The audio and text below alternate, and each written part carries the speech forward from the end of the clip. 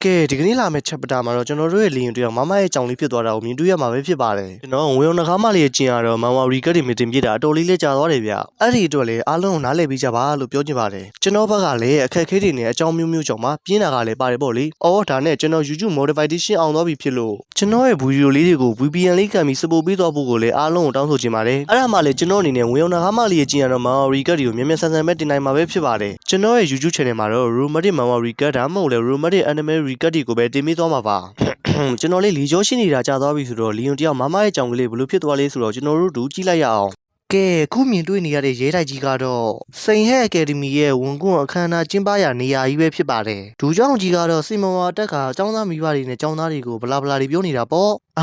ဆရာတို့စိန်ဟဲ့အကယ်ဒမီကနေဝန်ကွန်းရကျောင်းသားတွေကိုနှွေးထွေးစွာကြိုးလိုပါတယ်ဆိုပြီးအားလုံးကိုမိတ်ဆက်လိုက်ပါတယ်စင်အောက်မှာကြီးရှုနေကြတဲ့ကျောင်းသားတွေနဲ့ကျောင်းသားမိဘတွေကတော့တိုးတီးနဲ့စကားတွေပြောလို့နေတာပေါ့ဒူเจ้าကြီးကတော့ထပ်မံပြီးကျောင်းသားမိဘတွေနဲ့ကျောင်းသားတွေကိုစကားပြောလို့လာပါတယ်ဒီနှစ်အကယ်ဒမီဝန်ကွန်းရတဲ့ကျောင်းသားတွေထဲမှာတော်ပြီးထက်မြက်တဲ့ကလေးတွေများပါလာတယ်အခုလိုတော်တဲ့ကလေးတွေကိုရှေ့သွားနောက်လိုက်နေတဲ့ဇုံတွဲတွေကပဲပြုစုပြိုးထောင်ပေးခဲ့တာလို့ဆရာယုံတယ်ဒါဆိုအဲ့ဒီမိသားစုတွေကိုသူတို့ရဲ့အတွေ့အကြုံတွေကိုပြန်ပြီးမျှဝေဖို့ဖိတ်ခေါ်လိုက်ရအောင်ဆိုပြီးအားလုံးကိုပြောလိုက်ပါတယ်ကဲဒါဆိုရင်အမှတ်များဆုံးရခဲ့တဲ့ထိတ်တန်းကျောင်းသူဖြစ်တဲ့နော်အီလေးနဲ့သူ့ရဲ့မိသားစုကိုစင်ပေါ်သို့လာရောက်ဖို့ဖိတ်ခေါ်လိုက်ပါတယ်ဆိုပြီးအောင်သွဲတော်လာမင်းကြီးကပြောတော့တာပေါ့မဟုတ်ပါဘူးဒူเจ้าကြီးဟုတ်တယ်မှားတော့လို့နော်မီယွန်လေးကတော့ထုံးစံတိုင်းမှာပဲမျက်လုံးလေးကအယောင်တောက်လာပြီးဝါးဖေဖေနဲ့ဖေမေနဲ့စင်ပေါ်တက်ရတော့မယ်ဆိုပြီးပြောနေတာပေါ့မီယွန်လေးရဲ့ဘေးမှာရက်နေတဲ့သူကတော့ငွေရောင်နဂါနန်းတော်ရဲ့အိမ်ပေါ်မာလေးမမအန်နာပဲဖြစ်ပါတယ်အိမ်ပေါ်မာလေးဖြစ်တဲ့မမအန်နာကတော့မီယွန်လေးကိုကြည့်ပြီးဟုတ်ပါတယ်မင်းသမီးလေးဆိုပြီးပြောလိုက်ပါတယ်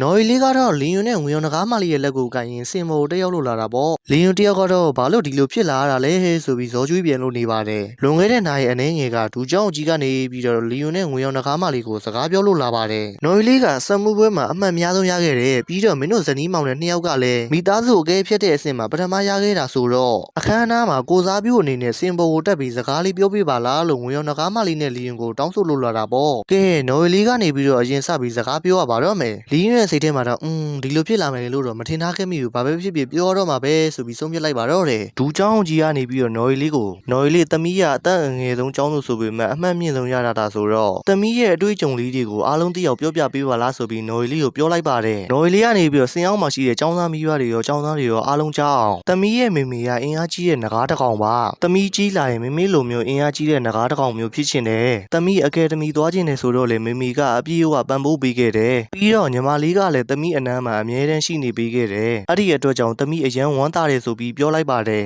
စင်အောက်မှာရှိနေတဲ့မြွန်လေးကတော့မျက်လုံးကလေးတွေအယောင်တောက်သွားပြီးသူ့အမနော်ရီလေးကိုစိုက်ကြည့်လို့နေပါတယ်လီယွန်တယောက်ကတော့နော်ရီလေးကိုကြည့်ပြီးဟာသူ့အဖေကြောင်ရောငါအကြောင်ရောပါမလားဆိုပြီးတွေးလို့နေတာပေါ့နော်ရီလေးကတော့တပြင်းတစ်ချက်ချလိုက်ပြီးဟူးနောက်ဆုံးအနေနဲ့သမီးကျေးဇူးတင်ခြင်းသုံးသူကတော့သမီးရဲ့ဖေပါဆိုပြီးမဝံမရဲပြောလိုက်ပါတယ်ဖေကစမွေးပွဲအတွက်နေတိုင်းလေးလာရမယ့်စာတွေကိုသမီးကိုသင်ပေးတယ်ပြီးတော့ဖေကတခါတလေဆိုရင်စမွေးပွဲအတွက်လိုအပ်မဲ့အရာတွေကိုပြင်ဆင်ပေးတယ်။သမီးအခုလိုမျိုးဒီမှာရက်နေနိုင်တာဖေကျေးဇူးကြောင့်ပါဖေကိုရန်ကျေးဇူးတင်ပါတယ်ဆိုပြီးပြောလိုက်ပါတယ်။လီယွန်တယောက်ကတော့နော်ရီလေးစီကအခုလိုစကားမျိုးကြားလာရတဲ့အတွက်ဝမ်းနဲ့မျက်ရည်တွေတောင်ကျလို့နေတာပေါ့။နော်ရီလေးကတော့သူ့ရဲ့မိသားစုအကြောင်းတွေကိုပြောပြီးဒီလောက်ပါပဲအားလုံးကိုကျေးဇူးတင်ပါတယ်ဆိုပြီးနှုတ်ဆက်လိုက်ပါတယ်။ဒူเจ้าကြီးကနေပြီးတော့မစ္စတာလီယွန်ကကလေးကိုတေးချသွန်ဆုံးမပေးခဲ့တာပဲ။မင်းရဲ့သမီးလေးကမင်းကိုကျေးဇူးတင်တယ်လို့ပြောနေမှတော့မင်းအနေနဲ့လည်းဖခင်မြတ်တာကိုပြဖို့အတွက်အနမ်းလေးပေးနေတယ်လို့မထင်ဘူးလားဆိုပြီးလီယွန်ကိုပြောလိုက်ပါတယ်လီယွန်တယောက်ကတော့ဒူเจ้าရှိဘက်ကိုလှည့်ကြည့်က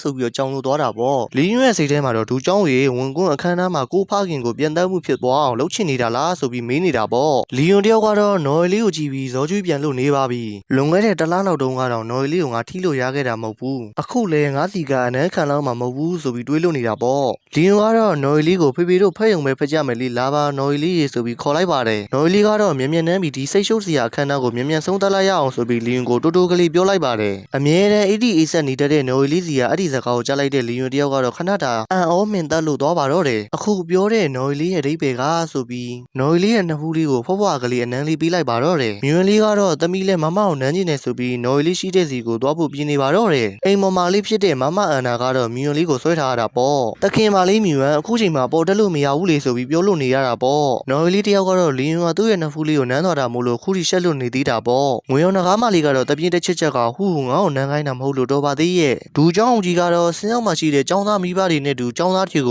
ုတော်တဲ့နဂါးတွေကသူတို့ရဲ့မိသားစုကိုကျေးဇူးတင်ဖို့ဘယ်တော့မှမမေ့ဘူးငွေရောင်နဂါးမလေးနဲ့လီယွန်တို့ရဲ့မိသားစုကိုစံနမူနာယူဖို့ရန်အတွက်ပြောလို့နေတာပေါ့ဘရိုတို့ကဒါဒူเจ้าကြီးလို့ထင်ပေမဲ့ကျွန်တော်ကတော့အောင်တော်လာမကြီးလို့ထင်ပါတယ်ဘာလို့ဆိုလီယွန်ကိုမစ္စတာလီယွန်မင်းရဲ့သမီးကိုကြတော့နမ်းပြီးမင်းရဲ့ဇနီးလေးကိုနမ်းဖို့မေးလို့မြန်သွားတာလားဆိုပြီးလီယွန်ကိုပြောလို့လာတာပေါ့လီယွန်တယောက်ကတော့ဟာဘာတော့ဒီအောင်တော်လာမကြီးကမဟုတ်ပါဘူးဒီဒူเจ้าကြီးကတကယ်ပဲငါ့ကိုနဂါးတွေရှိမှငွေရောင်နဂါးမလေးနဲ့နန်းစီကျင်တာလားဆိုပြီးတွေးလို့နေတာပေါ့လီယွန်တယောက်ကတော့ဒူเจ้าကြီးကိုကျင်းဝါလို့နေတာပေါ့ဒီနဂါးကိုကြီးပြီးကိုမပြီးနိုင်ဘူးအင်တာဗျူးတဲ့နေ့ကလေးကတခါရေးတက်ပြစ်လိုက်ရမှာဆိုပြီးကျင်းဝါလို့နေတာပေါ့လီယွန်တယောက်ကတော့နော်ရီလေးကိုကြီးကတေချာစဉ်းစားလို့နေမိပါတယ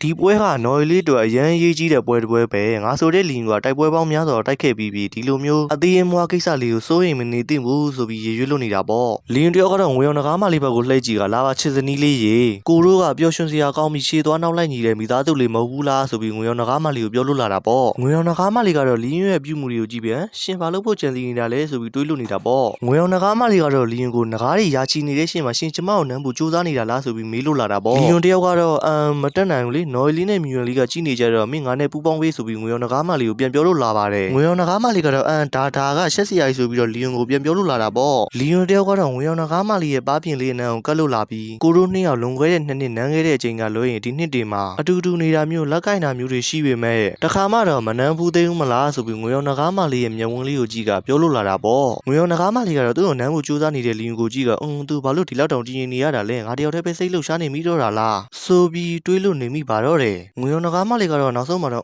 ့မသိတော့ဖြစ်ချင်ရပြတော့ဆိုပြီးလီယွန်ကိုပြန်နန်းကိုကြိုးစားလိုက်ပါတော့တယ်အဲ့ဒီချိန်မှာပဲလီယွန်တယောက်ငွေရောင်နဂါးမလေးရဲ့နှကန်းလေးကိုမနန်းပဲပါးပြင်လေးကိုသာဖွားဖွားလေးနန်းလိုက်ပါတော့တယ်ငွေရောင်နဂါးမလေးကတော့ရှက်ရှက်နေပဲလီယွန်ကိုကြည့်လို့နေတာပေါ့ခဏကြာမှငွေရောင်နဂါးမလေးရဲ့သူ့ရဲ့လက်ကလေးနဲ့သူ့ရဲ့ပါးလေးကိုထိကန်သူဘာလို့ငါ့ရဲ့ပါးပြင်လေးကိုပဲနန်းတာလဲဆိုပြီးစဉ်းစားလို့နေတော့တာပေါ့လီယွန်တယောက်ကတော့စင်းရောက်မှရှိနေတဲ့ចောင်းသားမိဘတွေအားလုံးရဲ့ရှိမှတော့ကျွန်တော်ဒီလောက်ပဲနန်းနိုင်ပါတယ်ခင်ဗျာဆိုပြီးရိုးရိုးသေးသေးနဲ့နှုတ်ဆက်လို့လာတာပေါ့စင်းအောင်မှရှိတဲ့နဂါးတွေအားလုံးကတော့ဘာလို့ဆက်မနန်းတာလဲထပ်နန်းလိုက်ပါအောင်ဆိုပြီးမြှောက်ပေးလို့နေတာပေါ့လီယွန်တယောက်ကတော့ငွေရောင်နဂါးမလေးကိုကြည့်ကခုမှပဲစိတ်အေးသွားတော့တယ်ဆိုပြီးတိုးတိုးလေးရေရွေးလိုက်ပါတော့တယ်အဲ့ဒီစကားကိုမတင်မှတ်ပဲကြားလိုက်တဲ့ငွေရောင်နဂါးမလေးခင်ဗျာလီယွန်ကိုဒီလူသူ့ရဲ့စိတ်ဖိစီးမှုတွေကိုငါ့ကိုအသုံးချပြီးဖြေပြလိုက်တာလားနဂါးတွေသာရှိမနေရင်ဒီနေရာမှာသူ့ကိုငါတခါတည်းမြေကြီးနဲ့တသားတည်းဖြစ်အောင်လုပ်ပြီးလိုက်ပြီဆိုပြီးလီယွန်ကိုကျင်းဝတ်လို့နေတာပေါ့မိန်းကလေးတွေမြန်တော့မလွယ်ပါလာ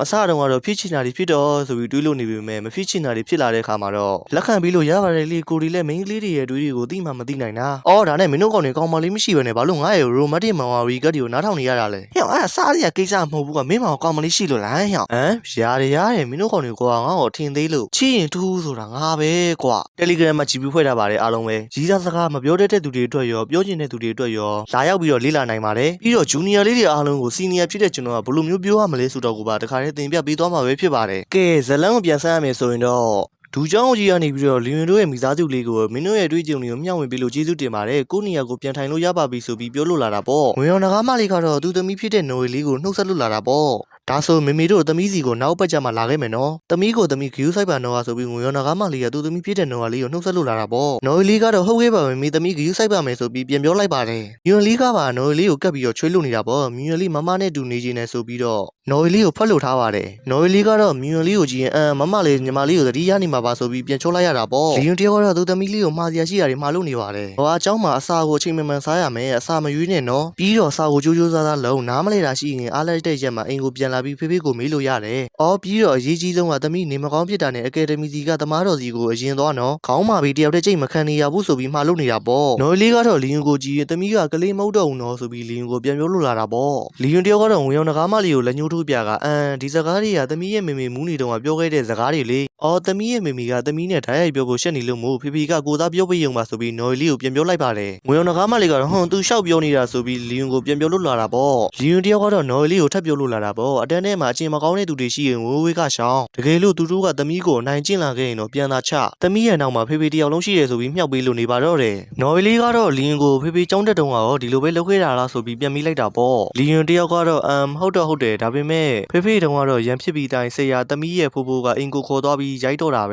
ဲဒါပေမဲ့စိတ်မပူတာနဲ့ဖေဖေကအသေးအမွှားကိစ္စလေးနဲ့တော့သမီးကိုမရိုက်ပါဘူးဆိုပြီးနော်လေးကိုပြောလိုက်တာပေါ့နော်လေးတယောက်ကတော့တက်တက်ကြောကြောနဲ့ပဲဟုတ်ကဲ့ပါသမီးမှတ်ထားပါမယ်ဆိုပြီးလီယွန်ကိုပြန်ပြောလိုက်ပါတယ်ငွေအောင်နဂါးရဲ ရဲတိုက်ကြီးရဲ့စာကြည့်ခန်းထဲမှာတော့ငွေရောင်နဂါးမလေးတယောက်စာအုပ်တွေကိုဖတ်လို့နေပါတယ်။သွေးကျိန်စာဆိုတာတားမြစ်ထားတဲ့မှော်မျိုးစားတစ်မျိုးပဲ။သွေးကိုကြားခန့်နေအဖြစ်သုံးပြီးတန်ရာတန်ကြီးကတော့ကျိန်စာအသုံးပြုသူရဲ့အသက်ပဲ။အဲ့ဒီစာပိုက်ကိုဖတ်ပြီးငွေရောင်နဂါးမလေးတယောက်တေချာစဉ်းစားကကျိန်စာကိုဒါအဆင့်မြင့်လိုက်တာကစားလို့ကောင်းတဲ့အရာဖြစ်လာမှာပဲဆိုပြီးတယောက်တည်းတွေးလို့နေတာပေါ့။အဲ့ဒီအချိန်မှာပဲငွေရောင်နဂါးမလေးရဲ့နန်းကိုအရေးတကူကလျင်မြန်သွားနဲ့ရောက်လို့လာပါတယ်။ငွေရောင်နဂါးမလေးကတော့ပြန်လာပြီလားဆိုပြီးစကားစားလိုက်ပါတယ်။ငွေရောင်နဂါးမလေးရဲ့ရှိမှရောက်ရှိနေတဲ့သူကတော့ငွေရောင်နဂါးမျိုးနွယ်စု၏လူယုံတော်ရှာလီပဲဖြစ်ပါတယ်။အစီကံမာလေးရှာလီကနေပြီးတော့ငွေရောင်နဂါးမလေးကိုအရှင်မငွေရောင်နဂါးမလေးကနေပြီးတော့အစီကံမာလေးရှာလီကိုဘာဒီမြန်းစုံစမ်းလို့ရခဲ့လဲဆိုပြီးတော့မေးလို့လာပါတော့တယ်။အစီကံမာလေးရှာလီကနေပြီးတော့ငွေရောင်နဂါးမလေးရဲ့ရှိမှရိုးတင်စာဒူးထောင်ရင်ရှောက်တင်ပါတော့တယ်။တောင်းပန်ပါတယ်ရှင်မတိုက်ကာလော်ရနဲ့သူဇနီးကအခုချိန်မှာအင်ပါယာမှာရှိမနေပါဘူးပျောက်ဆုံးလို့နေပါတယ်ဆိုပြီးငွေရောင်နဂါးမလေးကိုရှောက်တင်လိုက်ပါတော့တယ်။ငွေရောင်နဂါးမလေးကတော့အစီကံမာလေးရှာလီကိုသူတို့ကပျောက်ဆုံးလို့နေတာလားဆိုပြီးမေးခွန်းထုတ်လို့လာတာပေါ့။အစီကံမာလေးရှာလီကတော့သူတို့နဲ့ပတ်သက်တဲ့သတင်းအချက်လက်တွေအားလုံးကိုအပြည့်ခံထားရပါတယ်ဒါကြောင့်ကျမနဲ့ကျမရဲ့လက်အောက်ငယ်သားတွေအားလုံးသူတို့ကိုချီရခံလို့မရခဲ့ပါဘူး။ငွေရောင်နဂါးမလေးကတော့လီယင်ပြောထားတဲ့သူ့ဆရာအကြောင်းကိုတေချာစဉ်းစားလို့နေတာပေါ့။လီယင်ပြောတာကတော့သူ့ဆရာကကြီးလက်ရွာကတာမန်ဆရာတယောက်တည်းဒါပေမဲ့ထင်ထားတာတော့မရိုးရှင်းဘူးဆိုပြီးငွေရောင်နဂါးမလေးတယောက်စဉ်းစားလို့နေပါတော့တယ်။ငွေရောင်နဂါးမလေးကတော့အစီကံမာလေးရှာလေးကိုထပ်ပြီးစုံစမ်းထားပါသတင်းတစ်ခုကိုထူးခြားရင်ငါ့ကိုသတင်းပို့ပါဆိုပြီးအမိန့်ပေးလိုက်ပါတော့တယ်။အစီကံမာလေးရှာလေးကတော့ယူသေးစွာနဲ့ဟုတ်ကဲ့ပါရှင်မဆိုပြီးပြန်ပြောလိုက်တာပေါ့။လီယင်တယောက်ကတော့ညနေခင်းလေးတစ်ခုမှတေတာကြောင်းကလေးကိုကိုင်ရင်ဟိုက်ရဆိုပြီးမြူယွန်လေးကိုဓာကြီးပြလို့နေပါတယ်။လီယင်တယောက်ကတော့မြူယွန်လေးကိုတမိဒီကိုလာဖေဖေလွှဲသလိုမျိုးလွှဲလိုက်ဆိုပြီးမြူယွန်လေးကိုဓာကြီးသေးပေးပါတော့တယ်။မြူယွန်လေးကတော့တက်ကြောနေပဲဟုတ်ကဲ့ပါဆိုပြီးလီယင်ကိုပြန်ပြောလိုက်ပါတယ်ဒါပေမဲ့မြူယွန်လေးတယောက်ကတော့ရဆိုပြီးတော့ဓာကြီးလွှဲတာနဲ့မတူပဲတစ်ကိုင်းကြောက်လေးကိုရှောက်ရမ်းနေတာနဲ့တူနေပါတော့တယ်။လီယင်တယောက်ကတော့အဲ့ဒီအဖြစ်လေးကိုကြည့်ရင်ဆိုပြီးပါးစပ်အဟောင်းသားလေးဖြစ်လို့တော့တာပေါ့။လီယင်တယောက်သူတမိဖြစ်တဲ့နော်ဝေလေးကိုဓာကြီးသေးပေးလို့နေတာကိုငွေအောင်နဂါးမလေးကတော့တနေရာကနေစောက်ကြည့်လို့နေတာပေါ့။ခဏအကြာမှငွေအောင်နဂါးမလေးကအိမ်ပေါ်မှာလေးဖြစ်တဲ့အန်နာနဲ့အတူလီယင်နဲ့မြူယွန်လေးရှိတဲ့နေရာကိုရောက်ရှိလို့လာပါတော့တယ်။မြူယွန်လေးတယောက်ကတော့မေလာပြီဆိုပြီးပြောလို့နေတာပေါ့။လီယင်တယောက်ကနေပြီးတော့ငွေအောင်နဂါးမလေးကိုမင်းပြန်လာပြီလားဆိုပြီးမေးလိုက်တာပေါ့။ငွေအောင်နဂါးမလေးကတော့လီယင်ကိုပြန်လာပြီဆိုပြီးပြန်ပြောလိုက်ပါတယ်။ဒါပေမဲ့ငွေအောင်နဂါးမလေးကတော့လီယင်ကိုလက်စားချေချင်တဲ့အကြီးတွေနဲ့ဆက်ကြည့်လို့နေတာပေါ့။ငွေအောင်နဂါးမလေးနဲ့လီယင်တို့ရဲ့နှစ်ယောက်ကြားဆက်ဆံရေးကဘာဒီမှလည်းမသိပါဘူး။ကျွန်တော်လည်းအဲ့ဒီလောက်ကြီးကြတော့မရှင်းပြတတ်တော့ဘူးပေါ့နော်။တယောက်နဲ့တယောက်ကတဲ့နေပြီမဲ့ခဏနေရန်ထဖြစ်တာဘာထားလဲတော့မသိဘူးပေါ့နော်။ကျွန်တော်လည်းအဲ့ဒီလောက်ကြီးကြပြောတတ်တော့ဘူးဗျာ။ကဲဇလန်းကိုပြန်စားရမယ်ဆိုရင်တော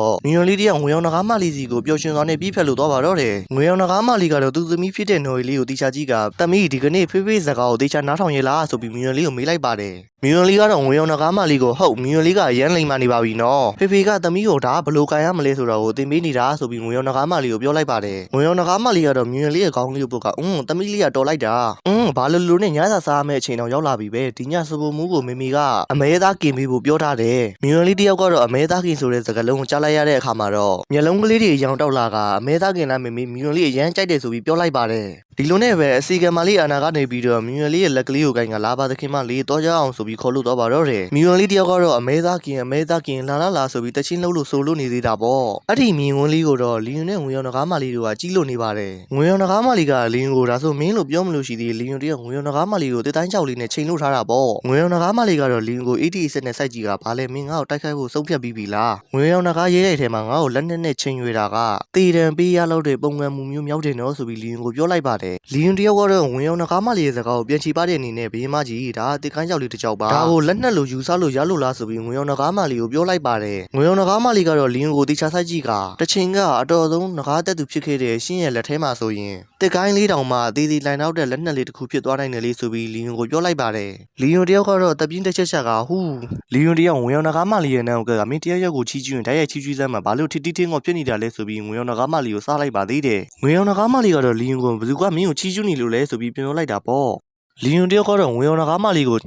မင်းကို6လွှန့်ကျင်လာတော့မင်းကမကြောက်တော့ပြင်းစရာကောင်းသွားပြီကွာဆိုပြီးပြောလိုက်ပါတယ်။ငွေရောင်နဂါးမလေးကတော့လီယွန်ကိုရှင်းရဲ့လက်ရှိအခြေအနေနဲ့ဆိုရင်ကျမကိုထိခိုက်အောင်တော့မလုပ်နိုင်မှန်းတီးလို့နေတာကိုကျမကကြောက်စရာလားဆိုပြီးလီယွန်ကိုပြန်ပြောလိုက်ပါတယ်။ဒီလိုနဲ့ပဲသူတို့နှစ်ယောက်စကားလေးတပြောပြောနဲ့လမ်းလျှောက်လာရင်းရှေ့မှာရှိရဲ့တန်ရလေးပေါ်ကိုသူတို့နှစ်ယောက်ထိုင်လိုက်ကြပါတယ်။ငွေရောင်နဂါးမလေးကတော့လီယွန်ကိုမနီးကနော်ကြီးလေးကျမစီကိုစာပို့တယ်သူ့အဆင်ပြေတယ်သူ့ကိုစိတ်မပူနဲ့တဲ့လီယွန်တယောက်ကတော့ဒါပဲလားဆိုပြီးငွေရောင်နဂါးမလေးကိုမေးလိုက်ပါတယ်။ငွေရောင်နဂါးမလေးကတော့မဟုတ်သေးဘူးနော်ကြီးလေးကသူ့အဆင်ပြေတယ်ဆိုတဲ့အကြောင်း ကိုစာပို့တာကတော်တော်လေးကိုရှားတယ်လေအဲ့ဒါကြောင့်မှဆိုပြီးလီယွန်ကိုပြောလိုက်ပါတယ်လီယွန်ကတော့ခေါင်းလေးတစ်ချက်ညှိပြကအဲ့ဒါအမှန်ပဲအဲ့လိုနေရာမျိုးမှာဆိုရင်တော့မင်းနဲ့အရန်တူတာလေးဆိုပြီးငွေရောင်နဂါးမလီကိုစလိုက်ပါသေးတယ်ပြီးတော့လီယွန်တယောက်ငွေရောင်နဂါးမလီနဲ့တူနော်ရီလေးရဲ့အကြောင်းကိုဆက်ပြောလို့နေတာပေါ့နော်ရီလေးကအမြဲတမ်းမျက်နှာကို ATS နဲ့ဆိုတော့သူဘာတွေတွေးနေလဲဆိုတာကိုခံမှန်းဖို့မလွယ်ဘူးဒါပေမဲ့သူ့ရဲ့အနံကိုမှန်ကန်တဲ့နီးလေးနဲ့ချင်းကပ်မယ်ဆိုရင်တော့သူနဲ့နေရတာပျော်စရာကောင်းနေဆိုတာကိုသိလာမှာပါဆိုပြီးငွေရောင်နဂါးမလီကိုပြောလိုက်ပါတယ်ငွေရောင်နဂါးမလီဘက်ကနေပြီးတော့လီယွန်ကိုနော်ရီလေးကနင်းကိုအရန်လေးစားတာသူ့မှာအရန်နဂါးပီတာတဲ့စိတ်နေစိတ်ထားမျိုးရှိတယ်သူကအင်အားကြီးတဲ့သူတွေကိုလေးစားပြီးသူ့ကိုယ်သူလည်းအင်အားကြီးတဲ့သူတယောက်ဖြစ်လာခြင်းတာငွေရောင်နဂါးမလီကတော့တခုခုကိုသဘောကျပြီးပြုံးဝင်းနဲ့လီယွန်ကိုပြောလိုက်ပါသေးတယ်လီယွန်ရှင်ကနော်ရီလေးရဲ့စိတ်ထဲမှာတော့ထိတ်တန်းចောင်းသားတယောက်ပဲအဲ့ဒါကြောင့်သူ့အကယ်ဒမီမှာဘာလို့လို့ပထမနေရာကိုရယူလိုက်မယ်ဘာလို့လဲဆိုတော့ရှင့်ကိုသူကမရှုံးချင်လို့လေဆိုပြီးလီယွန်ကိုပြောလိုက်ပါတယ်လီယွန်တယောက်ကတော့ဆိုပြီးပြုံးလို့နေတာပေါ့ဒါပေမဲ့သူ့ရဲ့စိတ်ထဲမှာတော့နော်ရီလေးရဲ့အကြောင်းကိုစဉ်းစားလို့နေပါတယ်နော်ရီလေးကငါ့ကိုအားကျတယ်ဆိုတာမဖြစ်နိုင်တော့ပါဘူးဘာလို့ဆိုသူကငါ့ကိုဒီတိုင်းအယူတယောက်သားသားလို့ပဲထင်နေတာငွေရောင်နဂါးမလီကတော့ထိုင်ရတာတက်တက်ဖြစ်စီဖို့အတွက်သူ့ရဲ့တောက်ဖက်တဲ့လီကိုချွတ်ကလီယွန်ကိုစကားထပ်ပြောလို့လာပါတယ်လီယွန်ရှင်ပထမဆုံးချိန်နိုးလာတော့ကနော်ရီလေးကရှင့်ကိုရှောင်နေခဲ့တာမလားအမှန်တော့နော်ရီလေးကရှင်သတိမိနေတဲ့ချိန်မှာတော့ကအကြောင်းမျိုးမျိုးပြပြီးရှင့်ကိုခဏလာတွေ့နေကြလေဆိုပြီးလီယွန်ကိုပြောလိုက်ပါတယ်လီယွန်တယောက်ကတော့အဲ့လိုခေါင်းမာတဲ့အပိုင်းကလည်းမင်းနဲ့တူတာပဲလေဆိုပြီးငွေရောင်နဂါးမလီကိုစောက်လို့နေပါသေးတယ်ငွေရောင်နဂါးမလီကတော့တန်ရလေးပေါ်မှာတက်တောင့်တက်တာထိုင်ရင်မြွေလေးနဲ့နော်ရီလေးတို့ရဲ့အကြောင်းကိုလီယွန်ကိုထပ်ပြီးတော့ပြောပြလို့နေတာပေါ့သူတို့လေးတွေကငယ်ငယ်တုန်းကဆိုရင်သူတို့ငိုလာတာနဲ့ဘယ်သူမှချောလို့မရတော့ဘူးဒါပေမဲ့ရှင်းရန်တန်းမှာထားလိုက်ရင်တော့ချက်ချင်းအငိုတိတ်သွားတော့တာပဲသူရစကားပြောတာထင်ပါတယ်လေဆိုပြီးလီယွန်ကိုမြွေလေးနဲ့နော်ရီလေးတို့ရဲ့ကလေးဘွားအကြောင်းတွေကိုပြန်ပြောလို့နေတာပေါ့လီယွန်တယောက်ကတော့ငွေရောင်နဂါးမလီပြောတဲ့စကားတွေကိုသိချစဉ်းစားကသူရစကားပြောတာလေလားထူးဆန်းလိုက်တာဆိုပြီးသူကလေးဘွားအကြောင်းတွေကိုပြန်တွေးလို့နေပါတော့တယ်ငါကမိဘမဲ့တယောက်ငါငယ်ကလေးကမိသားစုနှိုးထွေးမှုမျိုးကိုတွေးချင်းရင်းနှီးမှုမျိုးတွေကိုငါတခါမှမခံစားခဲ့ရဘူးဒါပေမဲ့ငါအသက်9နှစ်မှာဆီယာနဲ့သူ့ရဲ့ဇနီးကငါ့ကိုမွေးစားခဲ့တယ်တာအရင်မဟုတ်ပေမဲ့လေသူတို့ကငါ့အပေါ်နွေးနွေးထွေးထွေးဆက်ဆံပေးခဲ့ကြတယ်အဲ့ဒီအချိန်မှာငါပထမဆုံးအိမ်ဆိုတဲ့အရာကိုရခဲ့ဘူးတာပဲဒါပေမဲ့လီယွန်တယောက်မိသားစုစုံစုံလေးနေနဲ့ပျော်နေတဲ့ကလေးတွေကိုကြည့်လိုက်တိုင်းသူ့ရဲ့ရှင်ထဲမှာတခုခုလိုနေတယ်လို့မျိုးခံစားခဲ့ရတယ်လီယွန်တယောက်ဆီယာနဲ့ဆီယာကတော့ငါရဲ့မိဘအရင်းနေဖြစ်တိတ်ကောင်းမှာပဲဆိုပြီးပြောလို့နေတာပေါ့အဲ့ဒီစကားကိုကြားတော့တဲ့လီယွန်ဆီယာရဲ့ဇနီးကတော့လီယွန်ရဲ့ခေါင်းလေးကိုပုတ်ကလီယွန်သားလေးတစ်ချိန်ကျရင်တယောက်ရဲ့အဖေဖြစ်လာမှာပါဆိုပြီးအားပေးစကားပြောလိုက်ပါတယ်လီယွန်တယောက်ကတော့တကယ်လားတကယ်အဖေဖြစ်လာမှာလားဆိုပြီးသူ့ဆီယာရဲ့ဇနီးကိုပြန်ပြီးတော့မေးနေတာပေါ့ကျွန်တော်လည်းပြောတတ်တဲ့ဗျာအားပေးစကားကြီးကဒီလောက်တောင်ရှားနေတာဆိုတော့မင်းတယောက်တည်းမဟုတ်ပါဘူးတို့တွေလည်းမင်းနန်းမှာရှိနေပါတယ်ဆိုရင်တော်သေးတာပေါ့အခုဟာကတစ်ချိန်ချင်းကျရင်တယောက်ရဲ့အဖေဖြစ်လာမှာပါဆိုတော့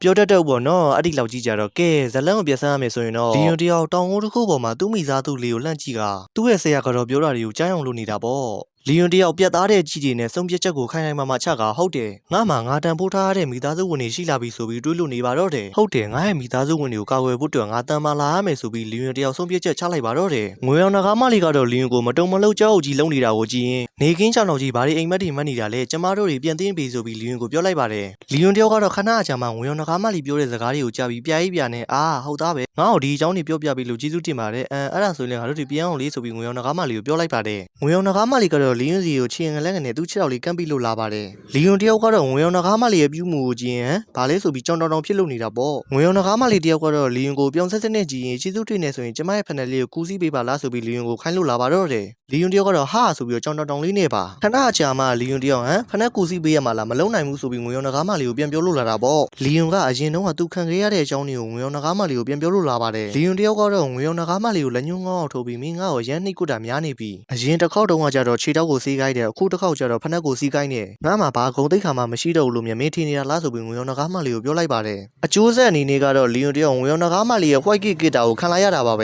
ငွေရောင်နဂါးမလီကတော့လီယွန်ကိုစကားပြန်ပြောလို့လာတာပေါ့ကျမဟိုနဂါးရီအများကြီးရှိမှနန်းတဲ့ကိစ္စကိုတော့မဖြေရှင်းရသေးဘူးရှင်ကကျမကိုဒီဖက်နယ်လေးတောင်မှကုမိုးပေးချင်ဘူးလားပေါက်တက်ခဲ့ရပြောတာတွေရက်လိုက်တော့အမြန်ဖက်နယ်စီးပေးပြီးရင်ပြန်ကြမယ်ဆိုပြီးလီယွန်ကိုအမိန်ပေးလိုက်ပါတယ်လီယွန်တယောက်ကတော့မြန်ဆန်ပဲကောင်းပါပြီဖက်နယ်စီးပေးပါမယ်ဟုတ်ပြီလားဆိုပြီးငွေရောင်နဂါးမလီကိုပြန်ပြောလိုက်တာပေါ့ငွေရောင်နဂါးမလီကတော့လီယွန်ကိုစောက်လို့လာတာပေါ့မင်းကစိတ်မပါတဲ့ပုံစံလုပ်နေပြီမဲ့မင်းရဲ့လှုပ်ဆောင်မှုကတော့မြန်ဆန်သားပဲဆိုပြီးလီယွန်ကိုပြောလိုက်ပါတယ်လီယွန်တယောက်ကတော့အမှန်ပဲမင်းကိုဖက်နယ်စီးပေးရတာကမြင်းတစ်ကောင်ကိုဖက်နယ်စီးပေးရတာတဲ့ပုံမြန်နေဆိုပြီးငွေရောင်နဂါးမလီမခံချင်အောင်လို့ပြန်ပြီးတော့ဆလိုက်ပါသေးတယ်လီယွန်ရဲ့စကားကြောင့်ငွေရောင်နဂါးမလီတယောက်ဒေါသထွက်သွားပြီးလီယွန်ကို white kit တက်ကန်လို့လာပြန်ပါတယ်လီယွန်တယောက်ကတော့တစ်ခါပဲရမယ်နှစ်ခါမရဘူးဆိုတဲ့ထားနဲ့အမြန်ရှောင်လိုက်ပါတယ် ပြီးတော့လေလီယွန်တယောက်ငွေရောနှကားမလေးမခံချင်အောင်စလို့နေပြန်ပါသေးတယ်ငါအမြင်ပြေးနေနိုင်သေးသူတွေမင်းငါ့ကိုမရိုက်နိုင်ပါဘူးဆိုပြီးငွေရောနှကားမလေးကိုစလိုက်တာပေါ့ငွေရောနှကားမလေးတယောက်ကတော့ဒေါသထွက်ရင်လီယွန်ကိုကျင်းဝါလို့နေတာပေါ့ရှင်ဘလောက်ပဲပြီးပြီးကျမလက်ကမလွတ်ပါဘူးညကြရင်တော့ရှင်သေးပြီးသားမှတ်ဆိုပြီးလီယွန်ကိုကျင်းဝါလိုက်ပါတော့တယ်လီယွန်ရေငါမင်းကိုအားကြမလားတနာမလားတော့မသိတော့ဘူးကွာ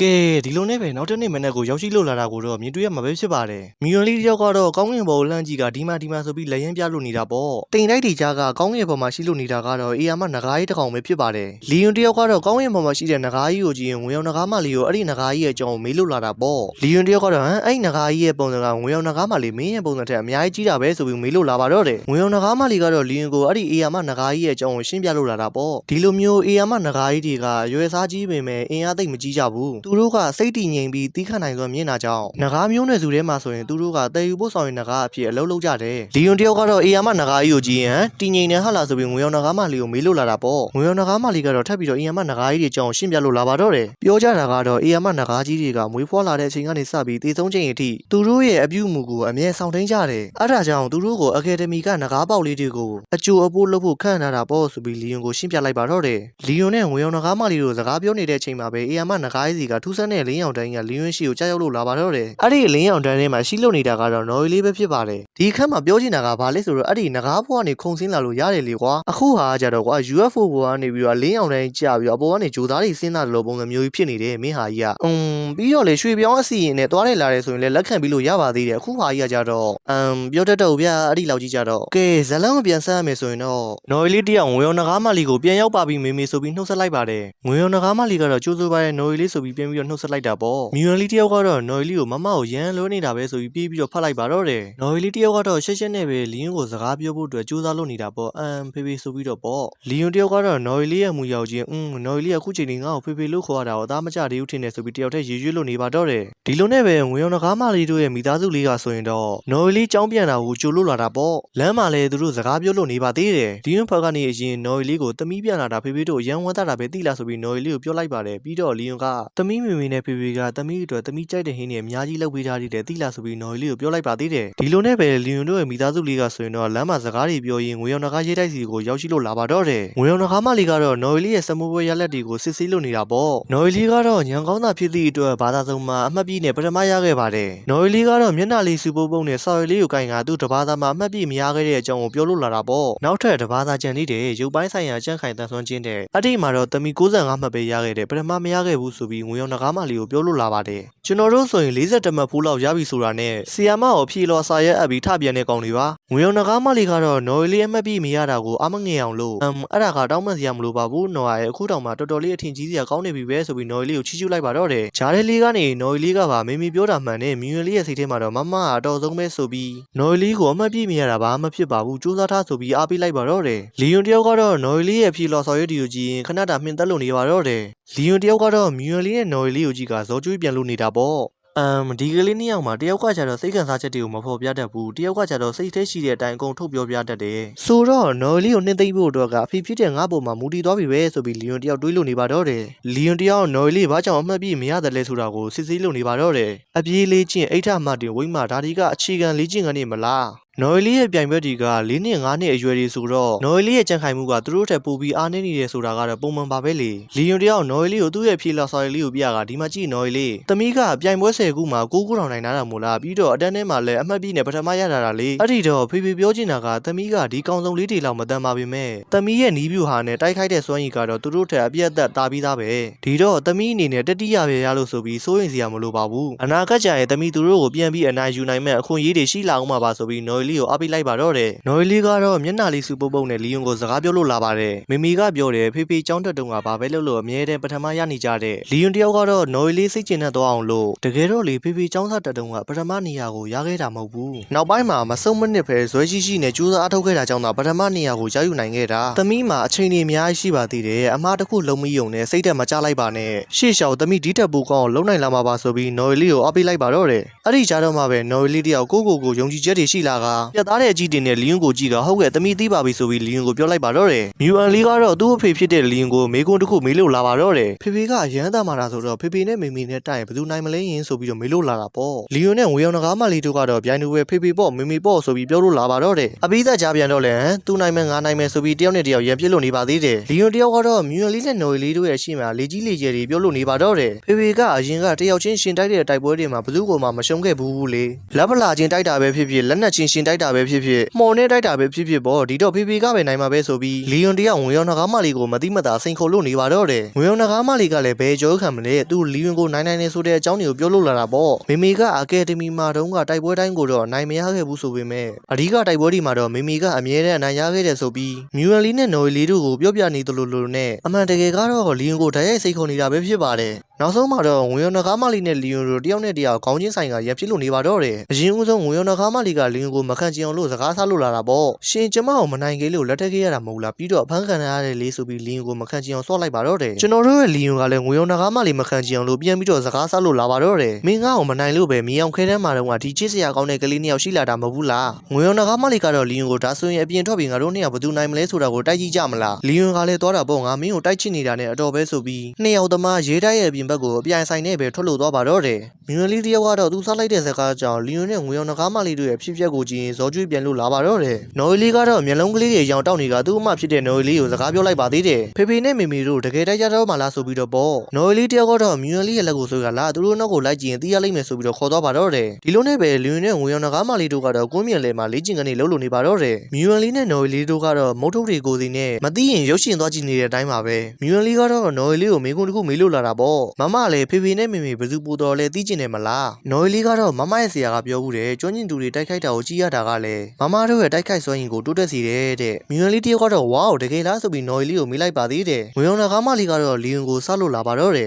ယ်ရှင်းရဲ့ခန္ဓာကိုယ်ကပြန်မကောင်းသေးဘူးဆိုတော့ကျမကိုတိုက်ရောတိုက်ခိုက်နိုင်ပါမလားလီယွန်တယောက်ကတော့စာအုပ်တို့ကိုကြိုလိုမျိုးခြေထောက်ရဲ့အနေထားကိုပုံပြောင်းရင်းဝေယောင်နဂါမလီကိုအဲ့ဒီတော့ဘာဖြစ်လဲဝေယောင်နဂါဘရင်မနဲ့တိုက်ခိုက်နိုင်ခွင့်ရဖို့ဆိုတာလွယ်တဲ့ကိစ္စမှမဟုတ်တာဒီတော့ရလာတဲ့အခွင့်အရေးကိုအမိရဖမ်းယူစုပ်ကန်ရမှာပေါ့မဟုတ်ဘူးလားဆိုပြီးဝေယောင်နဂါမလီကိုပြောလိုက်ပါတယ်ဝေယောင်နဂါမလီကတော့လီယွန်ကိုငါတို့ဒီတိုင်းတိုက်ခိုက်ရတာပြင်းစရာကြီးလောင်ကြီးလောက်ကြမလားဆိုပြီးမေးလို့လာတာပေါ့လီယွန်တယောက်ကတော့ဘာလို့လောင်းမလဲဆိုပြီးဝေယောင်နဂါမလီကိုပြန်မေးလိုက်ပါတယ်ဝေယောင်နဂါမလီရဲ့ကြီးတွေကခဏတာအေးဆက်သွားပြီးလောင်ကြီးကိုပြောပါတော့တယ်ရှင်နိုင်ခဲ့ရင်တလားလုံးလွတ်လွတ်စာနေကုန်ပေးမယ်ဒါပေမဲ့ကျမနိုင်ခဲ့ရင်တော့တောင်းဆိုချက်တစ်ခုကိုရှင်လိုက်ရောပေးရမယ်လီယွန်တယောက်ကတော့စုပ်ပြက်ချက်ပြတ်သားတဲ့ကြီးတွေနဲ့ဝေယောင်နဂါမလီကိုကြီးလို့နေတာပေါ့ဒါပေမဲ့သူ့ရဲ့စိတ်ထဲမှာတော့သူဘလို့အယူထားတဲ့ကိစ္စမျိုးကိုလှုပ်ခိုင်းမှုကြံစည်နေတာလည်းမသိဘူးဒါပေမဲ့ငါနိုင်နေသေးရတော့ဘာပြဿနာမှရှိလာမှာမဟုတ်ဘူးနောက်ဆုံးမှာတော့လီယွန်တယောက်ငါတလားလုံးလွတ်လွတ်စာနဲ့နေနိုင်ပြီကွာဆိုပြီးတော့စိတ်ကူးနဲ့ကြေယူလို့နေပါတော့တယ်ဒါပေမဲ့အဲ့ဒါလေးကလီယွန်တက်တော့စိတ်ကူးလေးတက်တက်ပါပဲလီယွန်တယောက်နောက်ဆုံးမှာတော့ဝေယောင်နဂါမလီကိုလက်ညှိုးထိုးကမင်းရဲ့လောင်ကြီးကိုငါလက်ခံနေဆိုပြီးအကျိတ်ပြီးတော့ပြောလို့နေတာပေါ့ဝေယောင်နဂါမလီကတော့လီယွန်ကိုကြည့်ကဒါဆိုရင်လည်းစားလိုက်ကြအောင်ဆိုပြီးပြောလိုက်ပါတော့တယ်ကဲဒီလိုနဲ့ပဲလီယွန်နဲ့ဝေယောင်နဂါမလီတို့ကတော့တိုက်ခိုက်ဖို့တော့အစင်းသင်းပြေနေပါပြီမြူအန်လီနဲ့နော်ရီလီတို့ကတော့ပေါ့ပေါ့ဆုပ်စားရင်းလီယွန်နဲ့ဝေယောင်နဂါမလီတို့ရဲ့တိုက်ပွဲကိုကြည့်လို့နေကြတာပေါ့မြူအန်လီကစိတ်ဝင်စားလုံးလို့ခြေထောက်လေးကိုလှုပ်လို့နေတဲ့အခါမှာတေ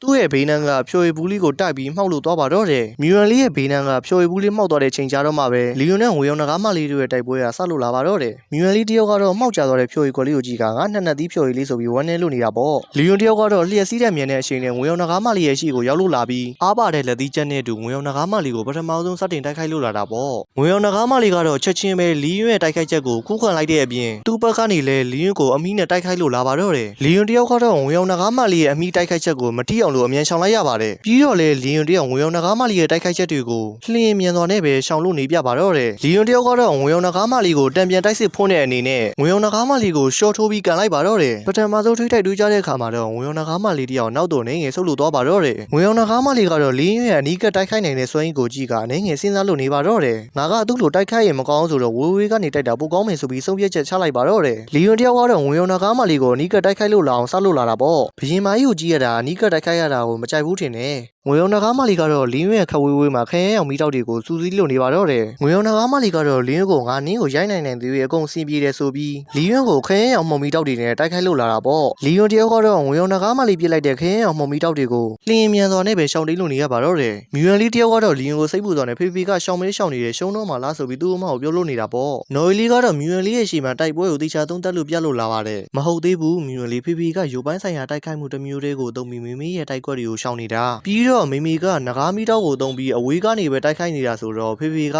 တိုက်ကွက်တွေကိုရှောင်ရင်မေမေနဲ့နီးကပ်လာမဲ့ခွင့်ရေးကိုစောင့်လို့နေတာဒါကိုကြည်ချင်းအားဖြင့်မေမေကဖေဖေနဲ့အနီးကပ်တိုက်ခိုက်ဖို့ယုံကြည်ချက်မရှိဘူးလို့ပြောလို့ရတယ်ဆိုပြီးနော်ရီလေးတယောက်ကတော့မုံစားရင်းနဲ့တိုက်ပွဲရဲ့အနိုင်ရှုံးကိုခံမှန်းလို့နေတာပေါ့မြူရန်လေးတယောက်ကတော့သူ့အမဖြစ်တဲ့နော်ရီလေးအနံ့ကိုကမမကတော်တော်လေးသိတာပဲဆိုပြီးချီးကျူးလိုက်ပါသေးတယ်နော်ရီလေးတယောက်ကတော့အတန်းထဲမှာဆရာကတင်ပေးထားလို့ပါဆိုပြီးမြူရန်လေးကိုပြောလိုက်ရတာပေါ့ကဲဒီလိုနဲ့ပဲတိုက်ပွဲဘက်ကိုတစ်ဖက်ပြန်လဲလို့ရောက်ရှိလို့သွားပါတော့တယ်ငွေရောင်နဂါမလီကတော့လီယွန်ကိုခရဲအောင်နဂါမီတောက်တွေနဲ့အဆက်မပြတ်ပြစ်လို့နေရင်လီယွန်ကိုစောက်လိုက်ပါသေးတယ်လီယွန်နေကအရမ်းမြန်တယ်မလားဒီတော့ငါးစီကိုရအောင်လာလေးဆိုပြီးလီယွန်ကိုပြောလိုက်ပါတယ်လီယွန်တယောက်ကတော့ငွေရောင်နဂါမလီပြစ်လိုက်တဲ့ခရဲအောင်နဂါမီတောက်တွေကိုရှောင်ရင်ငါမြန်ုံနေမကဘူးအကျန်းလဲခံသေးတယ်ဆိုပြီးငွေရောင်နဂါမလီကိုပြောလိုက်ပါတယ်ဒါပေမဲ့ဖန်တောင်းနဲ့တင်မှာတသားလေးကြောင်လို့ပြေးလို့နေရတာကတော့သူပဲဖြစ်လို့နေပါတယ်ငွေရောင်နဂါမလီကတော့လက်ထိလေးမှာခရဲအောင်နဂါမီတောက်တွေကိုစူးစီးလို့နေရင်ဒါဆိုရင်ရောဘလို့လဲလီယွန်ဆိုပြီးအားပြင်းနဲ့ပြစ်လိုက်ပါတော့တယ်ငွေရောင်နဂါမလီပြစ်လိုက်တဲ့ခရဲအောင်မော်မီတောက်ကြီးကလီယွန်ရှိတဲ့စီကိုခဏအတွင်းရောက်ရှိသွားပြီးဝုန်းဆိုပြီးပေါက်ကွဲလို့သွားပါတော့တယ်လီယွန်တယောက်ကတော့ဖုံမုံနေကြတဲ့ကနေလျက်စီးတဲ့မြန်တဲ့အချိန်နဲ့ငွေရောင်နဂါမလီရဲ့ရှိကိုရောက်ရှိလို့လာပါတော့တယ်ငွေရောင်နဂါမလီတယောက်ကတော့လီယွန်ကသူ့ရဲ့ရှိကိုခဏအတွင်းရောက်လို့လာတာကိုကြည့်ဟမ်သူ့ရဲ့အချိန်ကိုမြင့်နေဖို့အတွက်လျက်စီးမုံကိုမြင်သုံးလိုက်တာလားဆိုပြီးအံ့ဩလို့နေတာပေါ့လီယွန်တယောက်ကတော့ဘသူ့ကိုမှငါရဲ့အားလက်ရဲ့တလောက်ကိုယူသွားခွင့်မပြုဘူးကွာဆိုပြီးငွေရောင်နဂါမလီစီကိုလျက်စီးတဲ့မြန်တဲ့အချိန်နဲ့ပြေးဝင်လို့သွားရင်လက်သီးတွေနဲ့ငွေရောင်နဂါမလီကိုတရက်သက်တိုက်ခိုက်ပါတော့တယ်ငွေရောင်နဂါမလီကလည်းလီယွန်ရဲ့အနီးကတိုက်ခိုက်ချက်တွေကိုအသေးအံခုခံလုပ်နေရတာပေါ့ငွေရောင်နဂါမလီရဲ့စိတ်ထဲမှာတော့လီယွန်ကိုသူ့ရဲ့မှုံဆုံးအားကအပြေးအဝလည်းပြန်မကောင်းသေးပဲနဲ့အခုလိုမျိုးအချိန်မိမှုအတွက်လျက်စီးမုံကိုမစင်မကျင်ပဲသုံးနေတာပဲလီယွန်တယောက်ကတော့ငွေရောင်နဂါမလီနဲ့အနီးကတိုက်ခိုက်နေရင်ငွေရောင်နဂါမလီတယောက်ဟန်ကျက်ပြတ်သွားတာကိုမြင်သွားတဲ့အခါမှာတော့အခွန်ရေးရပြီဆိုပြီးငွေရောင်နဂါမလီကိုရှော့ထိုးလိုက်ပါတော့တယ်ငွေရောင်နဂါမလီကတော့လီယွန်ကိုသူ့နဲ့အနီးကတိုက်ခိုက်ရတာဒီလောက်ခက်ခဲမဲ့လို့မထင်ထားခဲ့မိဘူးဆိုပြီးတွေးလို့နေတာပေါ့လီယွန်တယောက်ကတော့ငွေရောင်နဂါမလီရဲ့အရှိကိုရောက်လို့လာပြီးငါနိုင်ပြီခွဆိုပြီးငွေရောင်နဂါမလီကိုအဆုံးသတ်တိုက်ကွက်အနေနဲ့ဒိုက်တန်နီဖလိန်နဲ့ငွေရောင်နဂါမလီကိုတိုက်ခိုက်မလို့ဟန်ပြင်းတုံးမှာပဲငွေရောင်နဂါမလီတယောက်ဟန်ကျဲပြက်ပြီးချော်လဲသွားတဲ့အခါမှာတော့လီယွန်တယောက်ငွေရောင်နဂါမလီချော်မလဲအောင်လို့လက်ကလေးကိုတာယာလေးဆွဲလိုက်တဲ့အခါမှာတော့ငွေရောင်နဂါမလီတယောက်လီယွန်ရဲ့ရေကွန်းထဲမှာရောက်ရှိလို့သွားပါတော့တယ်တယောက်ရဲ့မျက်နှာကိုတယောက်နီးနီးကက်ကက်မြင်လိုက်ရတဲ့အခါမှာတော့လီယွန်နဲ့ငွေရောင်နဂါမလီတို့နှစ်ယောက်သလုံးလဲတယောက်ရဲ့မျက်နှာကိုတယောက်ကြည့်ကရှက်လို့နေကြတာပေါ့လီယွန်တယောက်ငွေရောင်နဂါမလီရဲ့လှအောင်ငေးမောရင်ခဏကြာမှငွေရောင်နဂါမလီကသူ့ရင်ဘတ်ပေါ်ကိုလက်တင်ထားတာကိုသတိရလို့လာပါတော့တယ်ဖြစ်ချင်တော့ငွေရောင်နဂါမလီရဲ့လက်ကနဂါမီတောက်မော်စောရင်ကိုသုံးထားတာဆိုတော့လီယွန်ရဲ့အိမ်ခင်ဗျာမီးဆွဲလို့သွားပါတော့တယ်လီယွန်တယောက်ကတော့အခုလိုမျိုးကြည်နူးနေတဲ့ချိန်မှာဒီလိုမျိုးထဖြစ်တာဆိုတော့ခြေမကင်မီလက်မကင်မီနဲ့ပြာကြီးပြာတွေဖြစ်ကုန်ပါတော့တယ်ပြီးတော့ကျမှနဂါမုံမီတောက်ကလည်းတိတ်လည်းမပူပါလားဆိုပြီးစိတ်အေးလို့သွားတာပေါ့ငွေရောင်နဂါမလီကတော့လီယွန်ကိုတိုက်ပွဲမပြီးသေးဘဲနဲ့အာယုံပြန့်သွားလို့ပဲဖြစ်မလဲဆိုပြီးပြောလို့လာပါတယ်မြူယန်လီနဲ့နော်ရီလီတို့ကပါလီယွန်တို့အနန်းစီကိုရောက်လို့လာပြီးဖေဖေနဲ့မေမေဘယ်သူနိုင်သွားလဲရင်ဆိုပြီးမေးလို့လာတာပေါ့လီယွန်တယောက်ကတော့ငွေရောင်နဂါမလီကိုနိုင်မပေးချင်နဲ့ဒီတစ်ခေါက်ငါနည်းနည်းပိုးစားလို့ရှုံးသွားတယ်ဆိုပြီးငွေရောင်နဂါမလီကိုပြောလိုက်ပါတယ်ငွေရောင်နဂါမလီကလည်းလီယွန်ကိုမတိတ်ပြင်မဲ့အနေငယ်လောက်တော့ချီချူစကားပြောလို့လာတာပေါ့ရှင်တမာရီဆိုတာကျမလက်ခံပါတယ်ရှင်ရဲ့လက်နက်တွေချုပ်ဝတ်တွေမပါဘဲနဲ့ကျမကိုတိုက်ခိုက်နိုင်တာပဲလေအရင်ကဘယ်သူမှကျမကိုဒီလောက်ထိမတိုက်ခိုက်နိုင်ဘူးဆိုပြီးလီယွန်ကိုပြောလိုက်ပါတယ်လီယွန်တယောက်ကတော့ငွေရောင်နဂါမလီကိုဘလို့တွေတိုက်ခိုက်နိုင်တယ်ဆိုတဲ့အကြောင်းကိုလေးလုံးထွားလို့နေပါသေးတယ်မဟုတ်ဘူးငါသာမင်းကိုအင်အားပြီးနဲ့တိုက်ခိုက်မယ်ဆိုလုံးဝအပြတ်သက်ငါနိုင်နေဆိုပြီးငွေရောင်နဂါမလီကိုပြောလိုက်ပါသေးတယ်ငွေရောင်နဂါမလီရဲ့အကြီးတွေကလီယွန်စီကိုရောက်သွားပြီးဟုတ်ပါပြီဒါပေမဲ့အခုတော့ရှင်ရဲ့အရှုံးကိုဝန်ခံပြီးဆိုတော့လောင်းလာတဲ့ကိစ္စကိုလည်းမမေးနဲ့ဦးတော့ဆိုပြီးလီယွန်ကိုပြောလိုက်ပါတယ်လီယွန်တယောက်ငွေရောင်နဂါမလီပြောလိုက်မှလောင်းလာတဲ့ကိစ္စကိုအမှတ်ရသွားကရင်နာလွန်းလို့သွေးတွေပါအန်နေပါတော့တယ်ဘာလို့ဆိုသူနိုင်တလားလုံးလွတ်လပ်နေရမှာကိုအခုတော့သူ့ရဲ့ဘဝကမတွေးရဲစရာပါပဲနော်ရီလီနဲ့မြူရန်လီတို့ကတော့လီယွန်သတိမိနေတာကိုကြည့်ရင်မေမေဖေဖေတည်သွားပြီလားဆိုပြီးငွေရောင်နဂါမလီကိုမေးလိုက်တာပေါ့ငွေရောင်နဂါမလီကတော့နော်ရီလီနဲ့မြူရန်လီတို့ကိုယုံသွားအောင်လို့မဟုတ်ပါဘူးသမီးတို့ရဲ့ဖေဖေကအင်အားသုံးတာများတော့လို့ပင်ပန်းပြီးသတိလစ်သွားတာပါတိတ်မကြခင်ပြန်ကောင်းလာပါလိမ့်မယ်ဆိုပြီးနော်ရီလီနဲ့မြူရန်လီတို့ကိုပြောလိုက်တာပေါ့ဒီလိုနဲ့ပဲအချိန်ကတော့ညဘက်ကိုရောက်ရှိလို့သွားပါပြီလီယွန်တယောက်ကတော့မြူရန်လီနဲ့နော်ရီလီတို့ကိုမှားစရာရှိတာတွေမှားလို့နေတာပေါ့ဘာတွေမှားနေတာလဲလို့ကျွန်တော်လည်းမသိပါဘူးဗျနော်အားဖေဖေထွက်သွားရင်သမီးရဲ့ညီမလေးကိုတေချာဂယူးဆိုင်တော့သူကငယ်သေးတဲ့အပြင်နမောနေမဲ့လည်းနိုင်သေးတယ်ဒီတော့သမီးကအကြီးတယောက်နေနဲ့တေချာဂယူးဆိုင်တော့ဆိုပြီးနော်အားလေးကိုမှားလို့နေတာပေါ့လီယွန်တယောက်ကတော့မျက်ရည်လေးစန်းနဲ့မသိတော့ရင်တကယ်ခွဲခွာရတော့မဲ့အတိုင်းပါပဲပြီးတော့မြူရန်လေးကိုလည်းလိမ့်မာနေဖို့မှားလို့နေတာပေါ့မြူအန်သမီးကမမရဲ့စကားကိုတေချာနားထောင်တော့ပြီးတော့မမကိုလည်းစိတ်ဆိုးအောင်မလုပ်နဲ့ပြီးတော့လည်းအိမ်မှာလိမနေကြဆိုပြီးမြူရန်လေးနဲ့နော်ရီလေးတို့ကိုလီယွန်တယောက်မှားလို့နေပါတယ်ပြီးတော့လည်းလီယွန်တယောက်ကတော့မျက်ရည်လေးစန်းနဲ့ဖေဖေထွက်သွားမဲ့ချိန်မှာစိတ်ပူဆုံးကသမီးတို့နှစ်ယောက်ကိုပဲသမီးတို့ရဲ့မေကလည်းတနည်းကြော်ပဲရှိသေးတဲ့ကလေးနှစ်ယောက်စီကဖေဖေကိုခွဲထုတ်ရတယ်လို့ဆိုပြီးလီယွန်တယောက်ငုံနေပါတော့တယ်နောက်ဆုံးမှာတော့နော်ရီလေးတယောက်လီယွန်ကိုဖေဖေကမေရဲ့အခန်းထဲကိုညလေးပဲသွားမှာကိုဘာလို့ကွက်မြက်ခံရတော့မဲ့လူတယောက်လို့ပြောနေတာလဲဆိုပြီးလီယွန်ကိုမေးလိုက်ပါတယ်အော်အေးပါကွာငါမှတော့လီယွန်တယောက်ငွေရောင်နဂါတိုင်းမီတွေကထွက်သွားတော့မဲ့ထင်လို့မို့သူသမီးလေးနှစ် ယောက်ကိုမှားစရာရှိတာတွေမှားတယ်လို့ထင်နေတာငနေရငွေရောနှကားမလေးရဲ့ခန်းလေးကိုတညာတဲ့သွားမှာအဲ့လောက်ကြီးဖြစ်ပြနေတာကတော့ဇလန်းကိုပြန်ဆန်းရမယ်ဆိုရင်တော့လီယွန်တယောက်ငွေရောနှကားမလေးရဲ့ခန်းလေးကိုသွားတော့မယ်ဆိုတဲ့စကားလေးတစ်ခုနဲ့တင်ကိုကရုံကရင်ဖြစ်လို့နေပါတော့တယ်ပြီးတော့လီယွန်တယောက်တုံတုံရီနဲ့ပဲနော်ရီလီကိုပြန်ပြောလိုက်ပါတယ်ကိုမြတ်တာခဏဆိုပြီးတယ်အခုဟာသမီးတို့ရဲ့မိမိကဖေဖေကိုတညာလုံးနှိပ်စက်တော့မှလေးနှိပ်စက်ခံတာပူဆိုးတာပေါ့ဆိုပြီးနော်ရီလီကိုပြောလိုက်ပါတယ်မြူအန်လီကတော့ခါတိုင်းလိုပဲလီယွန်ကိုဆက်စုလိုက်ပါသေးတယ်ဟုတ်သားပဲပြိုင်မွေးမှာတော့ကမိမိနိုင်သွားလို့မိမိကဖေဖေကိုစပြစ်တော့မှာမလားသမီးစာအုပ်ထဲမှာဖတ်ဘူးတယ်ဒါခုတ်ကောင်အထီးနဲ့အမကလက်ထပ်ပြီးရင်ဒါခုတ်ကောင်အမကအထီးကိုစပြစ်တယ်တဲ့လီယွန်တယောက်ကတော့မြူအန်လီကိုတိကျနားလည်အောင်လို့ရှင်းပြလို့နေရတာပေါ့အဲ့လိုစားခံတာမျိုးတော့မဟုတ်ပေမဲ့ဖေဖေကတော့စားတော့စားခံမှာပဲဒါပေမဲ့သမီးကဖေဖေအဲ့လိုမျိုးစားခံမှာဘာလို့ပြောနေတာလဲဆိုပြီးမြူအန်လီကိုမေးလိုက်တာပေါ့အဲ့ဒီချိန်မှာပဲငွေရောင်နှကားမလေးတယောက်လီယွန်တို့အခန်းစီကိုရောက်လို့လာပြီးတော်လောက်ပြီးကျမကိုကြောက်စရာကောင်းတဲ့သူလိုမျိုးရှောက်ပြောမနေတဲ့တော့ဆိုပြီးလီယွန်ကိုပြောလိုက်တာပေါ့ပြီးတော့ငွေရောင်နှကားမလေးတယောက်သူသမီးဖြစ်တဲ့နော်လီနဲ့မြူအန်လီတို့ကိုမြန်မြန်အိမ်အောင်လို့ဆိုပြီးစောင်းလေးခြုံပေးလိုက်ပါတော့တဲ့သမီးတို့အိတ်တော့နော်စိတ်ချပါမေမေခသမီးတို့ရဲ့ဖေဖေနဲ့စိတ်ဝင်စားစရာကိစ္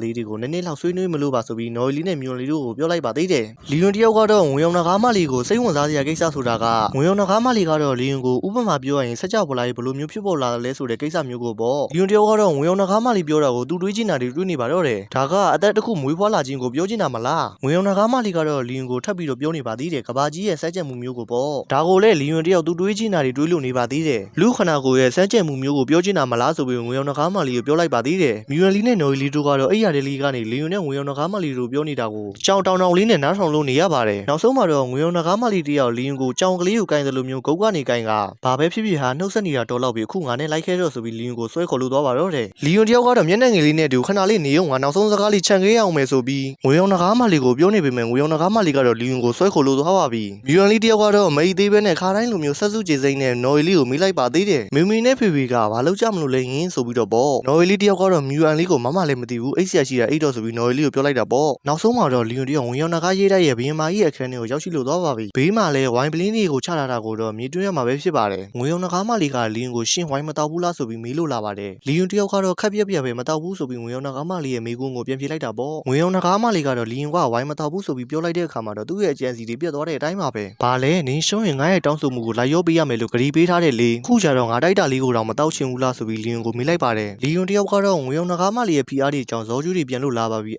ီငါဒီချိန်မှာတောက်ချင်စိတ်မရှိသေးလို့ပါဆိုပြီးငွေရောင်နှကားမလေးကိုပြန်ပြီးတော့ပြောလိုက်ရတာပေါ့သူ့ရဲ့စိတ်ထဲမှာတော့ဒီညငါရဲ့အသီးစိတ်ကိုထိချုံရမယ်သူ့ရဲ့လှည့်ကွက်ထဲမှာပါသွားလို့မဖြစ်ဘူးဆိုပြီးလီယွန်တယောက်တွေးလို့နေပါတော့တယ်ငွေရောင်နှကားမလေးကနေပြီးတော့လီယွန်ကိုစကားပြောလို့လာတာပေါ့တကယ်တော့အဆက်ကငါနင်းကိုဒီပွဲမှာနိုင်သွားစေချင်ခဲ့တာလီယွန်တယောက်ကတော့အံ့ဩတဲ့အကြီးတွေနဲ့အတူဘာလို့လဲဆိုပြီးငွေရောင်နှကားမလေးကိုမေးလိုက်ပါတယ်ငွေရောင်နှကားမလေးကတော့လီယွန်ကိုသူ့ကိုဘာလို့နိုင်စေချင်တယ်ဆိုတဲ့အကြောင်းကိုရှင်းပြလို့လာတာပေါ့ရှင်နိုင်ရှင်းကိုကျွန်မတလအားလက်ရပြီးမှလီအဲ့ဒီတလအတွင်းရှင်တီချာလေးနားယူပြီးကျမ်းမာလာရင်နောက်ပိုင်းကျရင်ပို့ပြီးစိတ်ဝင်စားစရာကောင်းလာမလားလို့ဆိုပြီးလီယွန်ကိုပြောလိုက်ပါတော့တယ်လီယွန်တယောက်ကတော့ခက်ပြက်ပြက်ပဲဒါဆိုဘာလို့ရှုံးမပေးလိုက်တာလဲလို့ဆိုပြီးငွေရောင်နှကားမလေးကိုပြန်မေးလို့လာတာပေါ့ငွေရောင်နှကားမလေးကတော့သူ့ရဲ့ကြံစီတွေကိုလီယွန်ကိုပြောပြလို့လာတာပေါ့အခုထပ်ပိုးကောင်းတဲ့နီလန်ကိုကျွန်မတွေးမိတော့လို့လေးဆိုပြီးတော့လီယွန်အရှိကဝိုင်းပလင်းလေးကိုကန်လိုက်ပါတယ်ပြီးတော့သူမကအဲ့ဒီဝိုင်းတွေကိုသူမရဲ့ရင်ဘတ်ပေါ်သို့လောင်းချလိုက်ပါတယ်ငါးစီမှာနင်းရှုံးသွားပြီနင်းအရှုံးကိုနင်းလက်မခံနိုင်ဖြစ်နေတာကိုငါကြည့်ချင်လို့ဆိုပြီးလီယွန်ကိုပြောလိုက်ပါတယ်ငွေရောင်နှကားမလေးရဲ့ကြံစိုးကိုတီးတဲ့လီယွန်တယောက်ကတော့ကြောက်ကြောက်လန့်လန့်နဲ့ပဲဟေးမင်းအဲ့ဒါဘာလုပ်နေတာလဲဆိုပြီးငွေရောင်နှကားမလေးကိုပြန်ပြီးတော့မေးလိုက်ပါတယ်လီယွန်တယောက်ကတော့ကွာအရေးပြလို့အကောင်မမြင်တဲ့ထဲမှာဒီကောင်ထိတ်ဆုံးရပဲ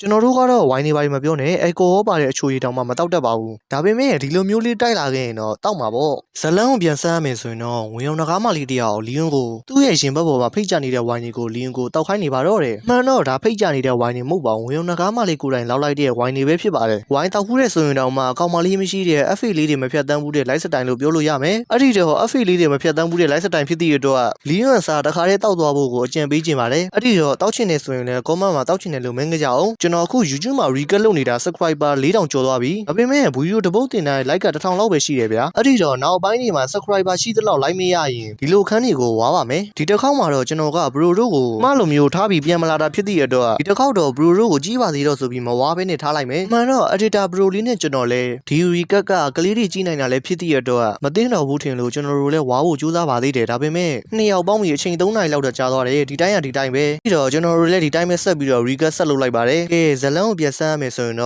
့ဒီတယောက်ကတော့ငွေရောင်နှကားမလေးရဲ့ရင်ဘတ်ပေါ်မှာဖိတ်ကြနေတဲ့ဝိုင်းတွေကိုကြည့်ရင်ငွေရောင်နှကားမလေးရဲ့ကိုသိန်းရှင်းနဲ့ဒီဝိုင်းအနန်းနဲ့ရောသွားတော့ဒီအနန်းကအရန်ပူတာပဲလီယွန်တယောက်ကတော့တပ်ပြင်းနေပါချရင်လှတယ်အရန်လှလို့နဲ့မငင်းဆန်နိုင်လောက်အောင်လှလုံးနေဆိုပြီးဒီထဲမှာငွေရောင်နှကားမလေးရဲ့အကြောင်းပဲတွေးလို့နေပါတော့တယ်ငွေရောင်နှကားမလေးကတော့လက်ရဲစဲရဲပဲလီယွန်ကိုရှင်မတော့ရင်လည်းကျမကတိုက်ပေးရတာပေါ့ဆိုပြီးဘရိုတို့မြင်တဲ့တိုင်းမှာပဲလီယွန်ကိုအတင်းဆွဲတိုက်လိုက်ပါ တော့တယ်လီယွန်တယောက်ကတော့ငွေရောင်နှခါမလီကိုကြည့်ကဒီလောက်ဆိုရပြီလားလို့မေးလိုက်တာပေါ့ငွေရောင်နှခါမလီကတော့လီယွန်ရဲ့မေးလေးကိုခိုင်ကဒီလောက်နဲ့ပဲရပါမလဲဆိုပြီးလီယွန်ကိုပြန်ပြောလိုက်ပါတယ်ပြီးတော့ငွေရောင်နှခါမလီကလီယွန်ကိုပါဇက်ဟဆိုပြီးခိုင်းလိုက်ပါသေးတယ်လီယွန်တယောက်ကတော့ငွေရောင်နှခါမလီရဲ့လက်ထဲမှာဆိုတော့သူခိုင်းသမျှကိုမငြီးမညူပဲလုပ်ပြီးနေရတော့တာပေါ့ငွေရောင်နှခါမလီကကိုယ့်ရဲ့နှာခေါင်းကိုသွေးထွက်အောင်လို့ဆိုပြီးပြန်ပြီးတော့ကိုက်လိုက်ပါတယ်ပြီးတော့သူမရဲ့သွေးဆက်ကိုလီယွန်ရဲ့ပါဇက်ထဲကိုထည့်လိုက်ပါသေးတယ်လီယွန်တယောက်ကတော့ခဏကြာမှငွေရောင်နှခါမလီရဲ့အကြံစီတွေကိုသိသွားကအဲ့ဒါကငွေရောင်နှခါမလီရဲ့သွေးလားလီယွန်တယောက်ငွေရောင်နှခါမလီကိုမင်းငါ့ကိုဘာလို့လိုက်တာလဲဆိုပြီးတော့အမြန်ယုံမာတော့တယ်လီယွန်တယောက်ကတော့ငွေရောင်နှခါမလီကသူ့ကိုသွေးတိုက်လိုက်တာဖြစ်တဲ့အတွက်မင်းငါ့ဘောတားမြင့်မော်တုံးလိုက်တာလားဆိုပြီးငွေရောင်နှခါမလီကိုမေးလိုက်ပါတယ်ငွေရောင်နှခါမလီကတော့လီယွန်ကိုကြည့်ရဟုတ်တယ်တားမြင့်မော်ဖြစ်တဲ့သွေးကျိန်စာလေးဆိုပြီးလီယွန်ကိုပြန်ပြောလိုက်ပါတယ်ငွေရောင်နှခါမလီတယောက်တလက်ဆတဲ့သွေးကျိန်စာကိုပါအသက်သွင်းလိုက်ပါတော့တယ်ဒီတစ်ခေါက်မှာတော့သွေးကျိန်စာသုံးတတ်တဲ့လီယွန်ဟာငွေရောင်နှခါမလီရဲ့တားကောင်ဖြစ်လို့တော့ပါတော့တယ်ငွေရောင်နှခါမလီကတော့လီယွန်ကိုကြည့်ရင်ကျင်းတယ်လို့နေတာပေါ့ငွေရောင်နှခါမလီတယောက်လီယွန်ကိုလွန်ခဲ့တဲ့2နှစ်လောက်ကနင်းငါ့ဘောအဲ့ဒီကျိန်စာသုံးလိုက်တုန်းကရခဲ့တဲ့ခံစားချက်ကိုငါလွမ်းနေခဲ့တာဆိုပြီးလီယွန်ကိုဆောက်လိုက်ပါသေးတယ်လီယွန်တယောက်ကတော့ငွေရောင်နှခါမလီကိုမင်းသိလားအဲ့ဒီတားမြင့်မော်တုံးရင်ဘာကိုပြန်ပြီးဆက်ရတယ်လဲဆိုတာကိုငွေရောင်နှခါမလီကတော့တည်ငြိမ်အေးဆေးတဲ့အမူအရာနဲ့သိတာပေါ့အဲ့ဒါကြောင့်ကျမသွေးကျိန်စာကိုနည်းနည်းအစင်းမြင့်လိုက်တယ်လေငကားကိုထိခိုက်စေမဲ့ဆိုးကျိုးတွေကိုရှော့ချလိုက်ပြီးကျိန်စာရဲ့နှစ်သက်စရာအကျိုးသက်ရောက်မှုကိုဒီတိုင်းထားလိုက်တယ်လေလီယွန်တယောက်ကတော့မဖြစ်ရအောင်ဒီလိုမဖြစ်ရအောင်ဆိုပြီးကိုယ့်ရဲ့စိတ်ကိုထိန်းလို့နေပါတော့တယ်အဲ့ဒါကိုသိရငွေရောင်နှခါမလီကတော့လီယွန်ရဲ့လက်ကလေးကိုကိုင်ကစိတ်မပါလောက်မြှူဆွဲလို့လာပါတော့တယ်ငွေရောင်နှခါမလီကတော့အဲ့လိုမြှူဆွဲုံနဲ့တွေကိုမရသေးပါဘူးထပ်ပြီးတော့လေလီယွန်ရဲ့နားနယ်လေးကိုကတ်လာကယောက်ျားကြီးဆိုပြီးတော့လေချွေးလိုက်ပါသေးတယ်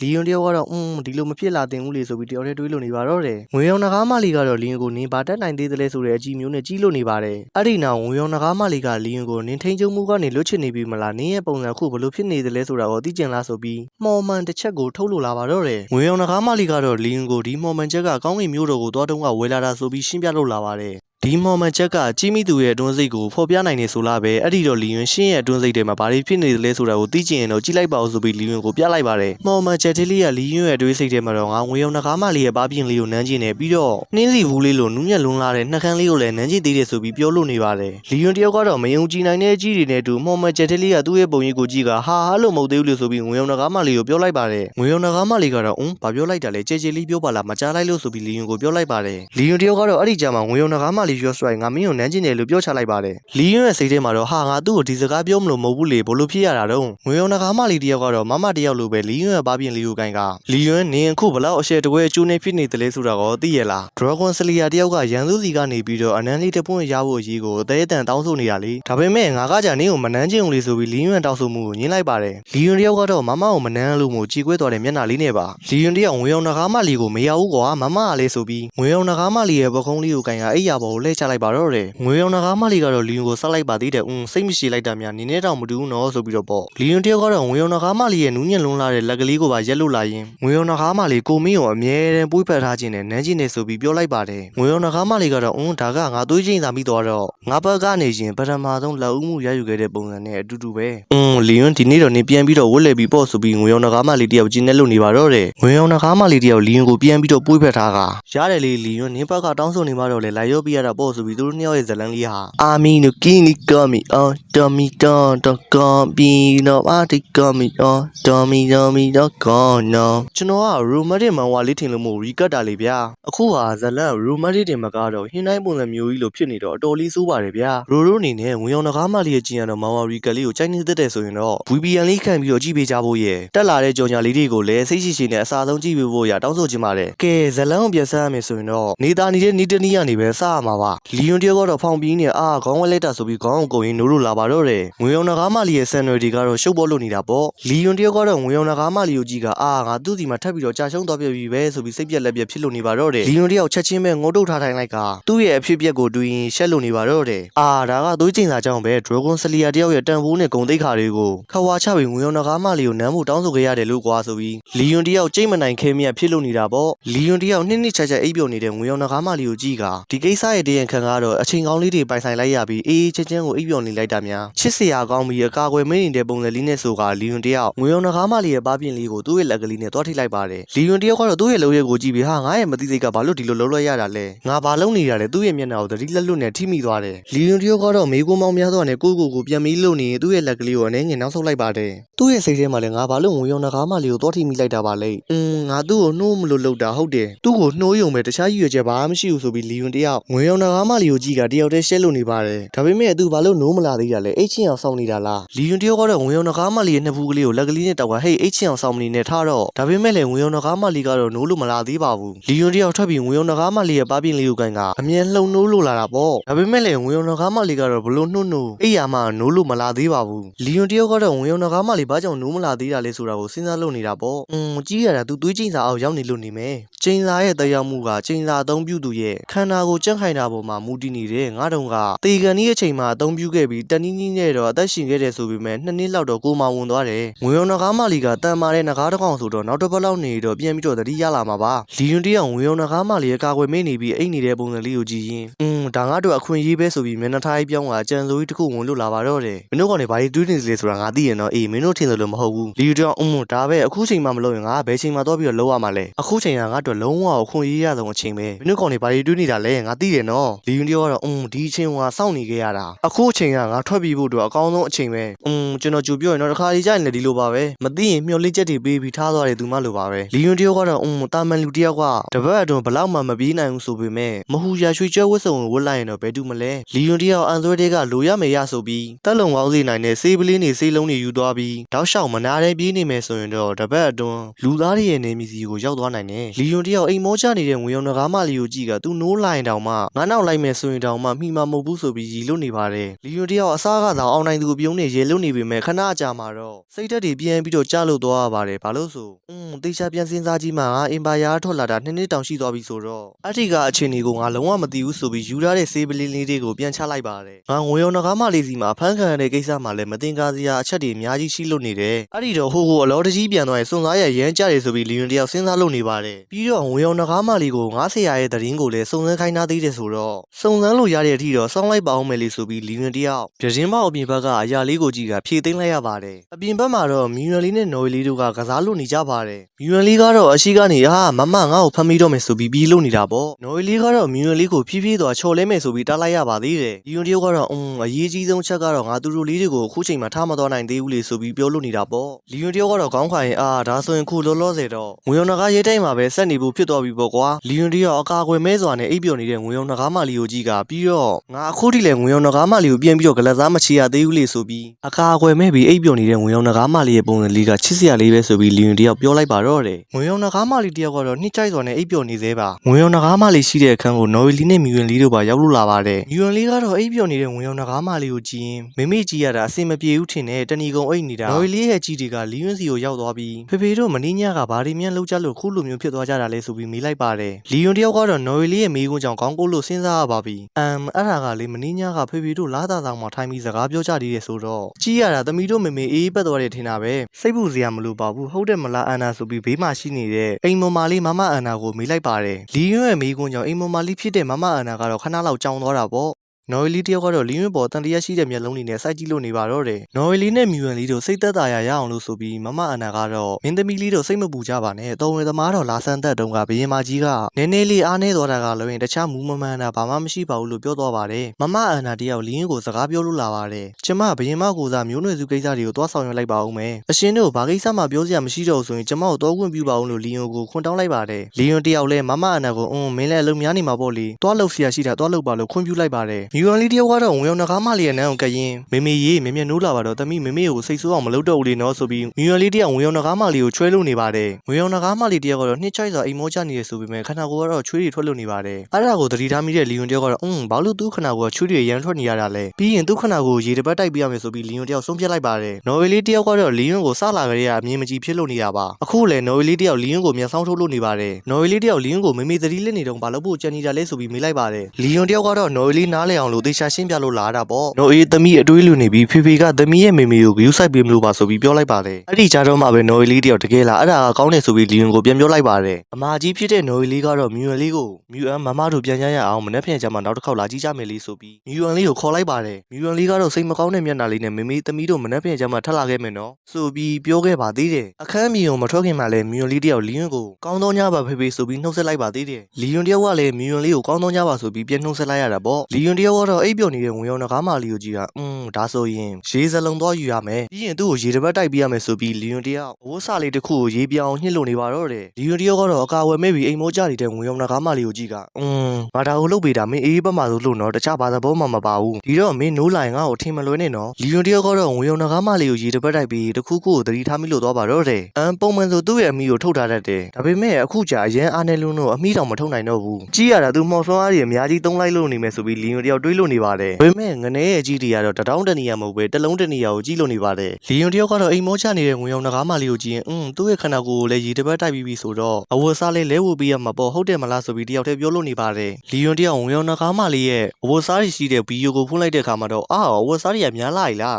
းဒီလိုဆိုမှတော့လေငါကြိုက်တဲ့ဝတ်စားကိုပဲသူ့ကိုဝတ်ပေးရတော့မှာပေါ့လီယွန်တယောက်ဝင်ရောနဂါးမလေးရဲ့ဗီဒီယိုတွေကဝတ်စားတွေကိုမှွေနှောက်လို့နေပါတော့တယ်ပါဇက်ကလည်းတွတ်တွတ်နဲ့ငါဒီလိုဟာတွေမကြိုက်ဘူးဝီပုံစံပခုံးမပါတဲ့အင်ကြီးရဲ့ဖဲပြားတွေရဲ့အနက်ရောင်ချီအိတ်ရှည်တွေရဲ့ဒါတွေကမလိုဘူးနောက်ဆုံးတော့လီယွန်တယောက်သူရွေးချယ်ထားတဲ့ဝတ်စားတွေကိုကြည့်ကငါလိုချင်တဲ့ပုံစံတော့ထွက်လာပြီပဲဒါပေမဲ့နေရွက်တွေကရောဆိုပြီးလီယွန်တယောက်တစ်ခုခုကိုရှာမတွေ့လို့စိတ်ညစ်နေတဲ့ပုံပါပဲလီယွန်တယောက်ဝင်ရောနဂါးမလေးရဲ့ဆန်နယ်လေးကိုကိုင်းကသူ့ရဲ့သပင်လေးကိုပဲချစ်ပြီးတော့ပဲနေရွက်လှုပ်လိုက်တော့မယ်နောက်ဆုံးတော့လီယွန်တယောက်မှုရနေတဲ့မျက်နှာကြီးနဲ့ငါလိုချင်တဲ့ပုံစံတော့ထွက်လာပြီပဲလီယွန်တယောက်ကတော့ဝင်ရောနဂါးမလေးကိုချစ်စရာကောင်းနေတဲ့ယုံမလေးဖြစ်အောင်ပြင်ဆင်လုပ်ပေးတာပါလီယွန်ရဲ့စိတ်ထဲမှာလည်းမယိုးမရွတွေဖြစ်လာပြီးဒီဝတ်ဆောင်ကသူနဲ့လိုက်သားပဲဆိုပြီးတွေးလို့နေပါတယ်လီယွန်ရဲ့စိတ်ကမယိုးမရွတွေဖြစ်လာတာမို့လို့ရုတ်တရက်သူ့ရဲ့ရှင်ဘက်ကနဂါးမှတ်သားပေါ်လို့လာပါတယ်လီယွန်တယောက်ကလည်းဘာလို့ဒီချိန်ချမ်းမှာနဂါးမှတ်သားကြီးပေါ်လို့လာတာလဲဆိုပြီးတယောက်ထဲလေးပြာခက်လို့နေပါတယ်လီယွန်တယောက်ဝင်ရောနဂါးမလေးကနဂါးမှတ်သားနဲ့ပတ်သက်ပြီးပြောခဲ့တဲ့စကားအချို့ကိုပြန်ပြီးတော့အမှတ်ရလို့သွားပါတယ်နဂါးမှတ်သားရှိတဲ့သူနှစ်ယောက်ထဲကတယောက်ကကြံတယောက်ကိုမေတ္တာစိတ်ယူဖိတ်ချင်ပေါ်လာတတ်တယ်လို့လီယွန်ကိုပြောလို့ထားပါတယ်လီယွန်တယောက်ကတော့မဟုတ်ဘူးဒီလိုမဟုတ်ဘူးဆိုပြီးပြာတွေခက်လို့ပါငါအရင်မူးမနေပဲနဲ့ဝင်ရောနဂါးမလေးပေါ်အဲ့လိုစိတ်မျိုးရှိနေစရာအကြောင်းကိုမရှိဘူးဒါကဝင်ရောနဂါးမလေးကိုတားတဲ့ရုံဝတ်ဆောင်ကြောင့်ဖြစ်ရတ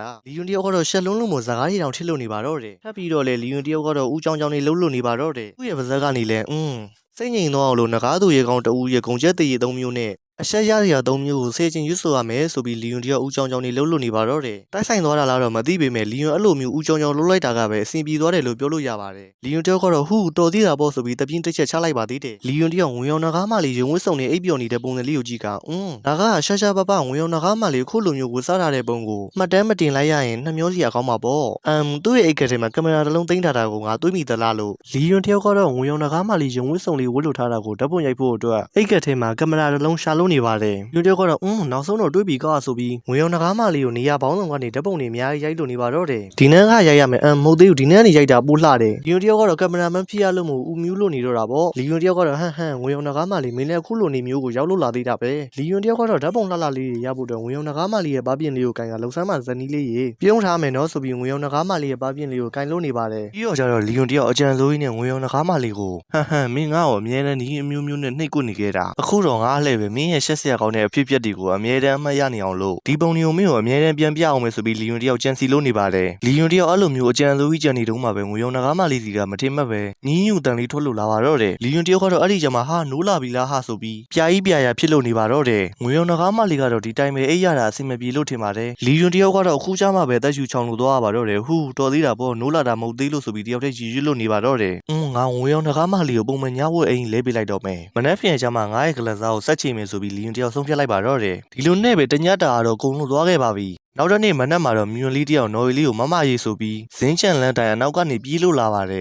နော်ဝေလေးတယောက်ကတော့ဖြည်းဖြည်းလာပါချော်လဲလိမ့်မယ်ဆိုပြီးမြွန်လေးကိုပြောလိုက်ပါတယ်မြွန်လေးတယောက်ကတော့လက်ထဲလေးကအန်စာတုံးလေးကိုကိုင်ရင်သမီးရဲ့အန်စာတုံးလေးပြတ်သွားလို့အဲ့ဒါဖေးဖေးကိုပြင်ခိုင်းမလို့လိုက်ရှာနေတာဒါပေမဲ့ဖေးဖေးကိုဘယ်နေရာမှရှာလို့မတွေ့ဘူးဆိုပြီးနော်ဝေလေးကိုပြောလိုက်ပါတယ်နော်ဝေလေးတယောက်ကတော့ဖေးဖေးကိုဘယ်နေရာမှရှာမတွေ့ဘူးဆိုတဲ့မြွန်လေးရဲ့စကားကြောင့်သူ့ရဲ့စိတ်ထဲလေးကိုတွေးတစ်ချက်ဝင်လို့လာပါတော့တယ်မဟုတ်မှမိမိတတိလေးနေတုံထွက်ပြေးလို့သွားတာများလားဆိုပြီးစိုးရင်လို့သွားပါတော့တယ်နော်ဝေလေးတယောက်ကတော့မြွန်လေးရဲ့လက်ကလေးကိုကိုင်ကမစိုးရင်ပါနဲ့ဖေးဖေးကိုမမတို့တူလိုက်ရှာကြမယ်လေးဆိုပြီးနှစ်ယောက်သမားလီယွန်ကိုရှာဖို့အတွက်အစီအစဉ်ဆွဲကြပါတော့တယ်နော်ဝေလေးနဲ့မြွန်လေးတို့ကတော့ငွေရောနဂါးရဲတိုက်ကြီးတစ်ခုလုံးလှည့်ပြီးဖေးဖေးပဲမှလဲဆိုပြီးလီယွန်ကိုရှာလို့နေကြပါတယ်ငွေရောနဂါးမလေးခန်းစီသွားပြီးဒီမှာမျက်ရှိမလားဆိုပြီးကြည့်လိုက်ကြပါသေးတယ်ဒါပေမဲ့လည်းလီယွန်တယောက်ငွေရောနဂါးမလေးခန်းစီမှာရှိလို့မနေပါဘူးလီယွန်တယောက်သူ့ရဲ့အိမ်ခန်းစီမှာမျက်ရှိလို့နေမလားဆိုပြီးနော်ဝေလေးနဲ့မြွန်လေးတို့သွားကြည့်လိုက်ကြပါသေးတယ်ဒါပေမဲ့လည်းလီယွန်တယောက်သူ့ရဲ့အခန်းစီမှာရှိလို့မနေပြန်ပါဘူးမြွန်လေးတယောက်ကတော့လီယွန်ကိုအမှိုက်ပုံးထဲမှာမချန်ဖေးဖေးရေးဒီမှာရှိလားဆိုပြီးမေးလိုက်ပါသေးတယ်နော်ဝေလေးတယောက်ကတော့မြွန်လေးကိုအဲ့ဒီမှာဘယ်လိုလုပ်ရှိမှာတုံးဆိုပြီးပြန်ပြောလိုက်ရတာပေါ့မြွန်လေးတယောက်ကတော့ဘာမှနားမလဲတဲ့မျက်နှာလေးနဲ့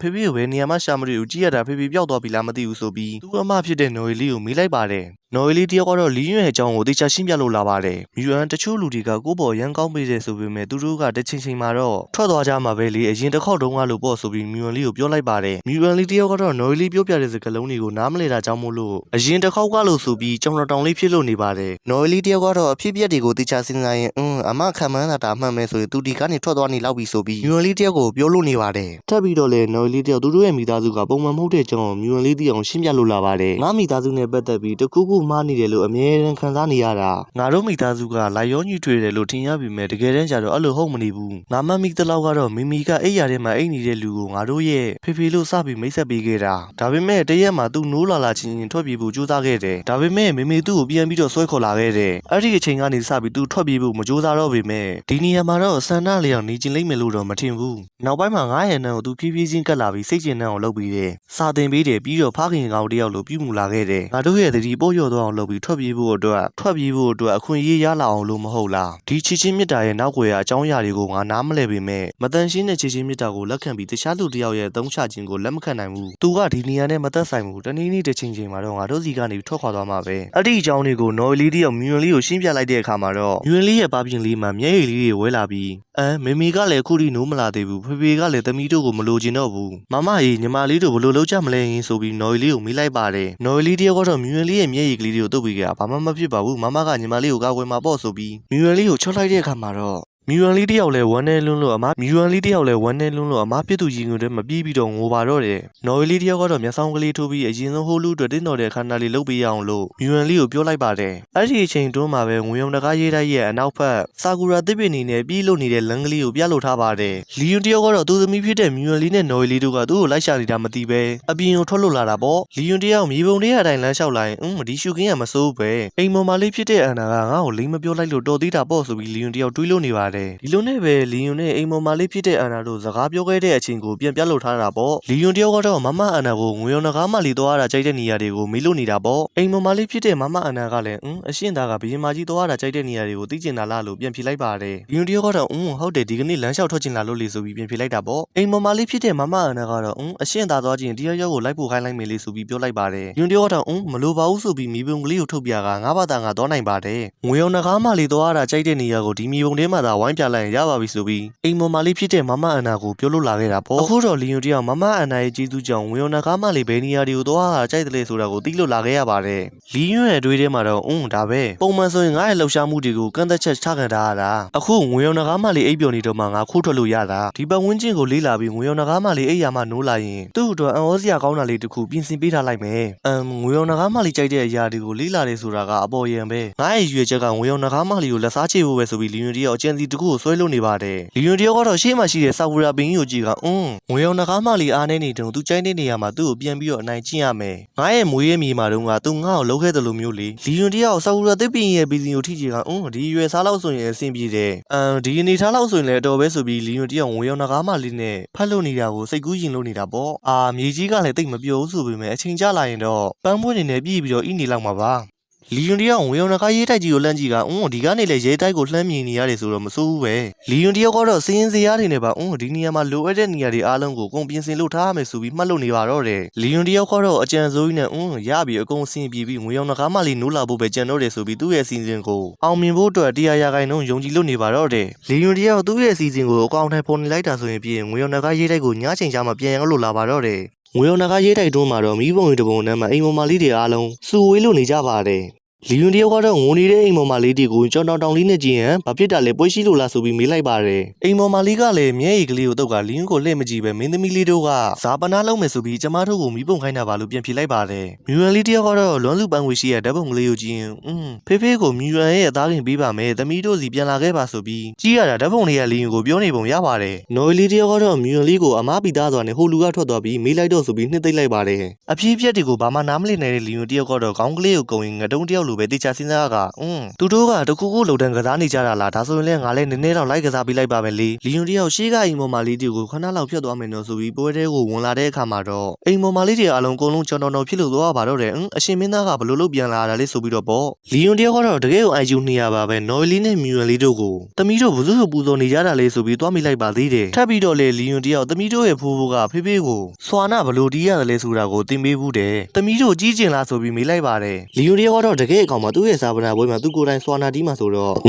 ပြောတတ်တော့ဗျာစွာနာဆိုတာကတရုတ်လေမုတ်တူတီးရတစ်မျိုးဖြစ်ပါတယ်မြန်မာလိုဆိုရင်တော့ဘလွေပဲထားပါတော့နောက်ဆုံးမှာတော့လီယွန်တယောက်ဓာတ်ပုံတွေကသူကိုတီးလို့သွားပါတော့တယ်အဲ့ဒါကတော့သူပဲဖြစ်လို့နေတာပါလီယွန်တယောက်လေပုံလေးကသူ့ကိုယ်သူမြင်မှစီအေးလို့သွားပါတော့တယ်ငါပဲပုံထဲမှာကြတော့ငါခံကြောကြီးပဲဆိုပြီးလီယွန်တယောက်ကျင်းတဲ့လို့နေပါတော့တယ်ခဏကြာမှလီယွန်တယောက်ပြန်စဉ်းစားမိပြီးပြောစရာစကားတွေတောင်ပျောက်ဆုံးလို့သွားကဘာလို့ဒီလိုဖြစ်ရတာလဲဆိုပြီးကြောင်တောင်ဖြစ်လို့သွားပါတော့တယ်နော်ဝေလီနဲ့မြူရန်လီတို့ကတော့သူတို့ရှေ့ကိုရုတ်တရက်ပေါ်လာတဲ့လီယွန်ကြောင်နှစ်ယောက်သလုံ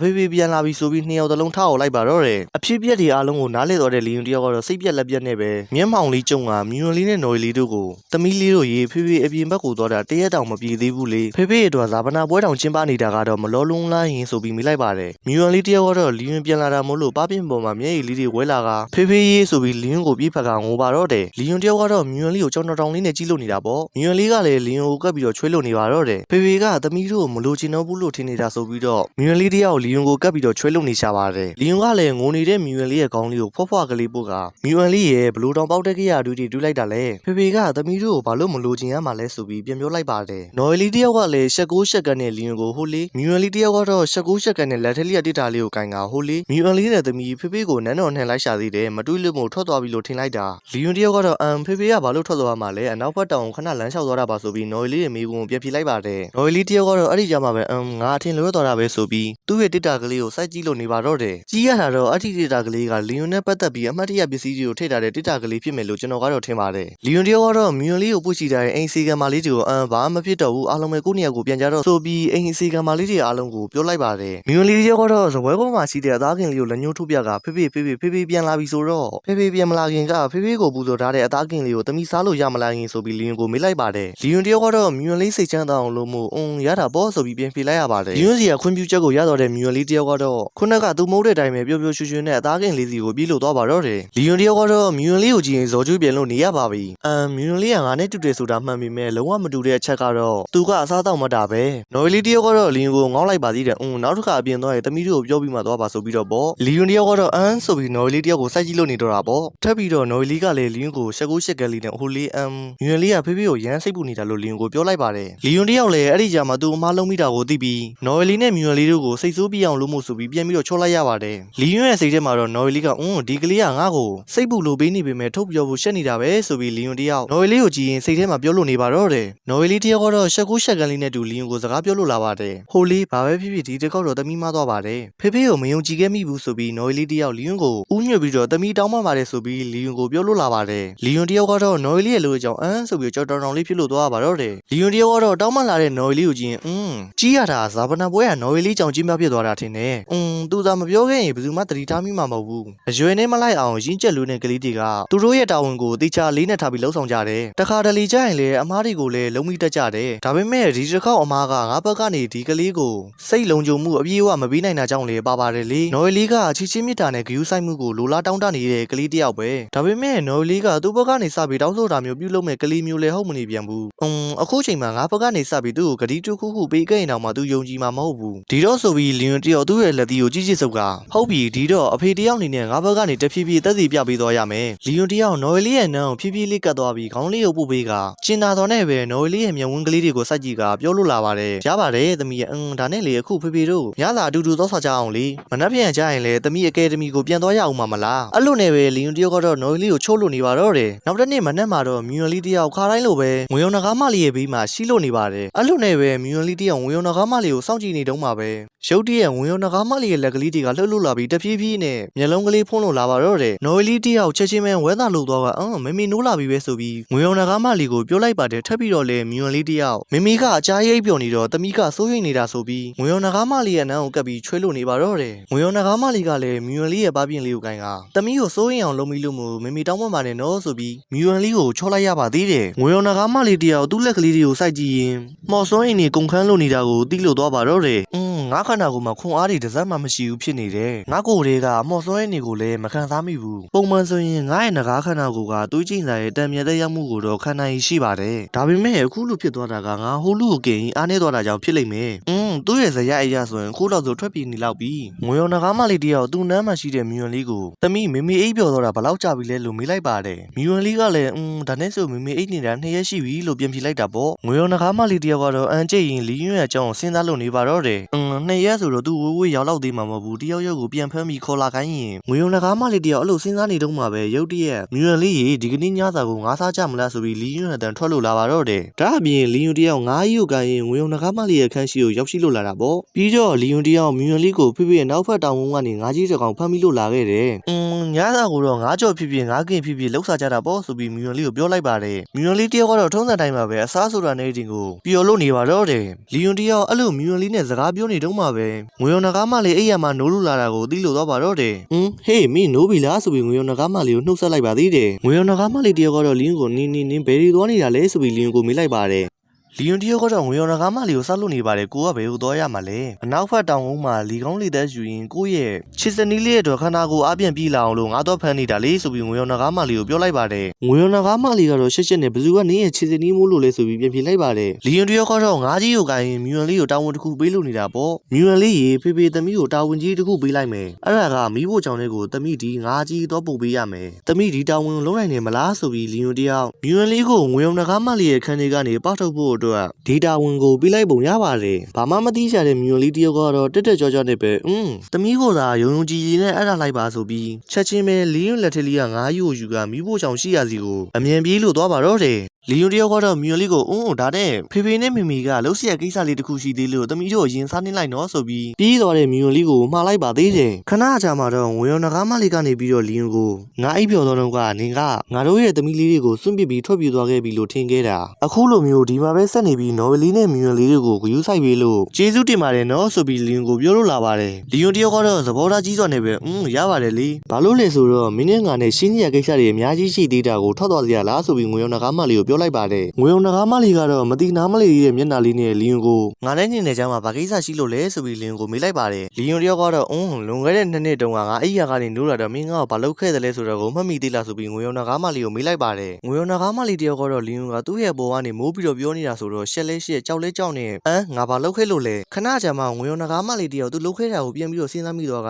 နင်းဆိုလိုချင်တာကလီယွန်တယောက်ကတော့မြင်တဲ့အတိုင်းပါပဲဟုတ်တယ်မင်းချစ်တဲ့အတိုင်းပဲဆိုပြီးငွေရောငကားမလေးကိုပြန်ပြီးတော့ပြောလိုက်ပါတယ်ငွေရောငကားမလေးခင်ဗျာမှာတော့ရှက်ရှက်နဲ့ပဲစောင့်နေချုံလို့နေရပါတော့တယ်ငါအားနေနေတော့အခွင့်အရေးယူဖို့မစင်စားနဲ့တော့အလောတကြီးမဆုံးဖြတ်မိစေနဲ့ဆိုပြီးငွေရောငကားမလေးတယောက်လီယွန်ကိုချင်းချောက်ကြည့်လိုက်ပါတယ်လီယွန်တယောက်ကတော့ငွေရောငကားမလေးကိုစိုက်ကြည့်ကအားနေတယ်ဟုတ်လားအဲ့ဒီအချိန်တုန်းကငါလည်းအားနေခဲ့တာပဲလေငါနိုးလာတော့ရေကွက်ကိုတောင်ကင်ဖို့အားမရှိတဲ့အချိန်မှာမင်းငါ့ကိုအတင်းကျပ်လုပ်ပြီးငကားတစ်စိတ်ကိုဖိနှိပ်ခဲ့တာလေအဲ့ဒီတုန်းကရောမင်းငါ့ကိုခွင့်ရေးပေးခဲ့လို့လားဆိုပြီးလီယွန်တယောက်သူခံစားခဲ့ရတာတွေကိုငွေရောငကားမလေးကိုပြောလို့နေပါတော့တယ်ငွေရောငကားမလေးကတော့ထားတာမထားနိုင်တာပါထပ်ပြီးတော့လီယွန်ကိုချင်းချောက်နေသေးပါပဲငါပြန်ကောင်းလာရင်ဘာလုပ်မိမလဲမသိဘူးနော်မင်းနောင်နာရမယ့်ကိစ္စတွေမလုပ်မိစေနဲ့ဆိုပြီးလီယွန်ကိုချင်းချောက်ကြည့်လိုက်ပါတယ်လီယွန်တယောက်ကတော့ချင်းချင်းနာနာနဲ့ပဲနောင်နာလားမရပါဘူးချစ်စနီးလေးရဲ့ဆိုပြီးငွေရောငကားမလေးကိုပွေ့ချလိုက်ပါတော့တယ်ငွေရောငကားမလေးခင်ဗျာမှာတော့မျက်နှာကလေးနီးရလာကရှက်ရှက်နဲ့လီယွန်ကိုကြည့်လို့နေတာပေါ့ပြီးတော့လေလီယွန်တယောက်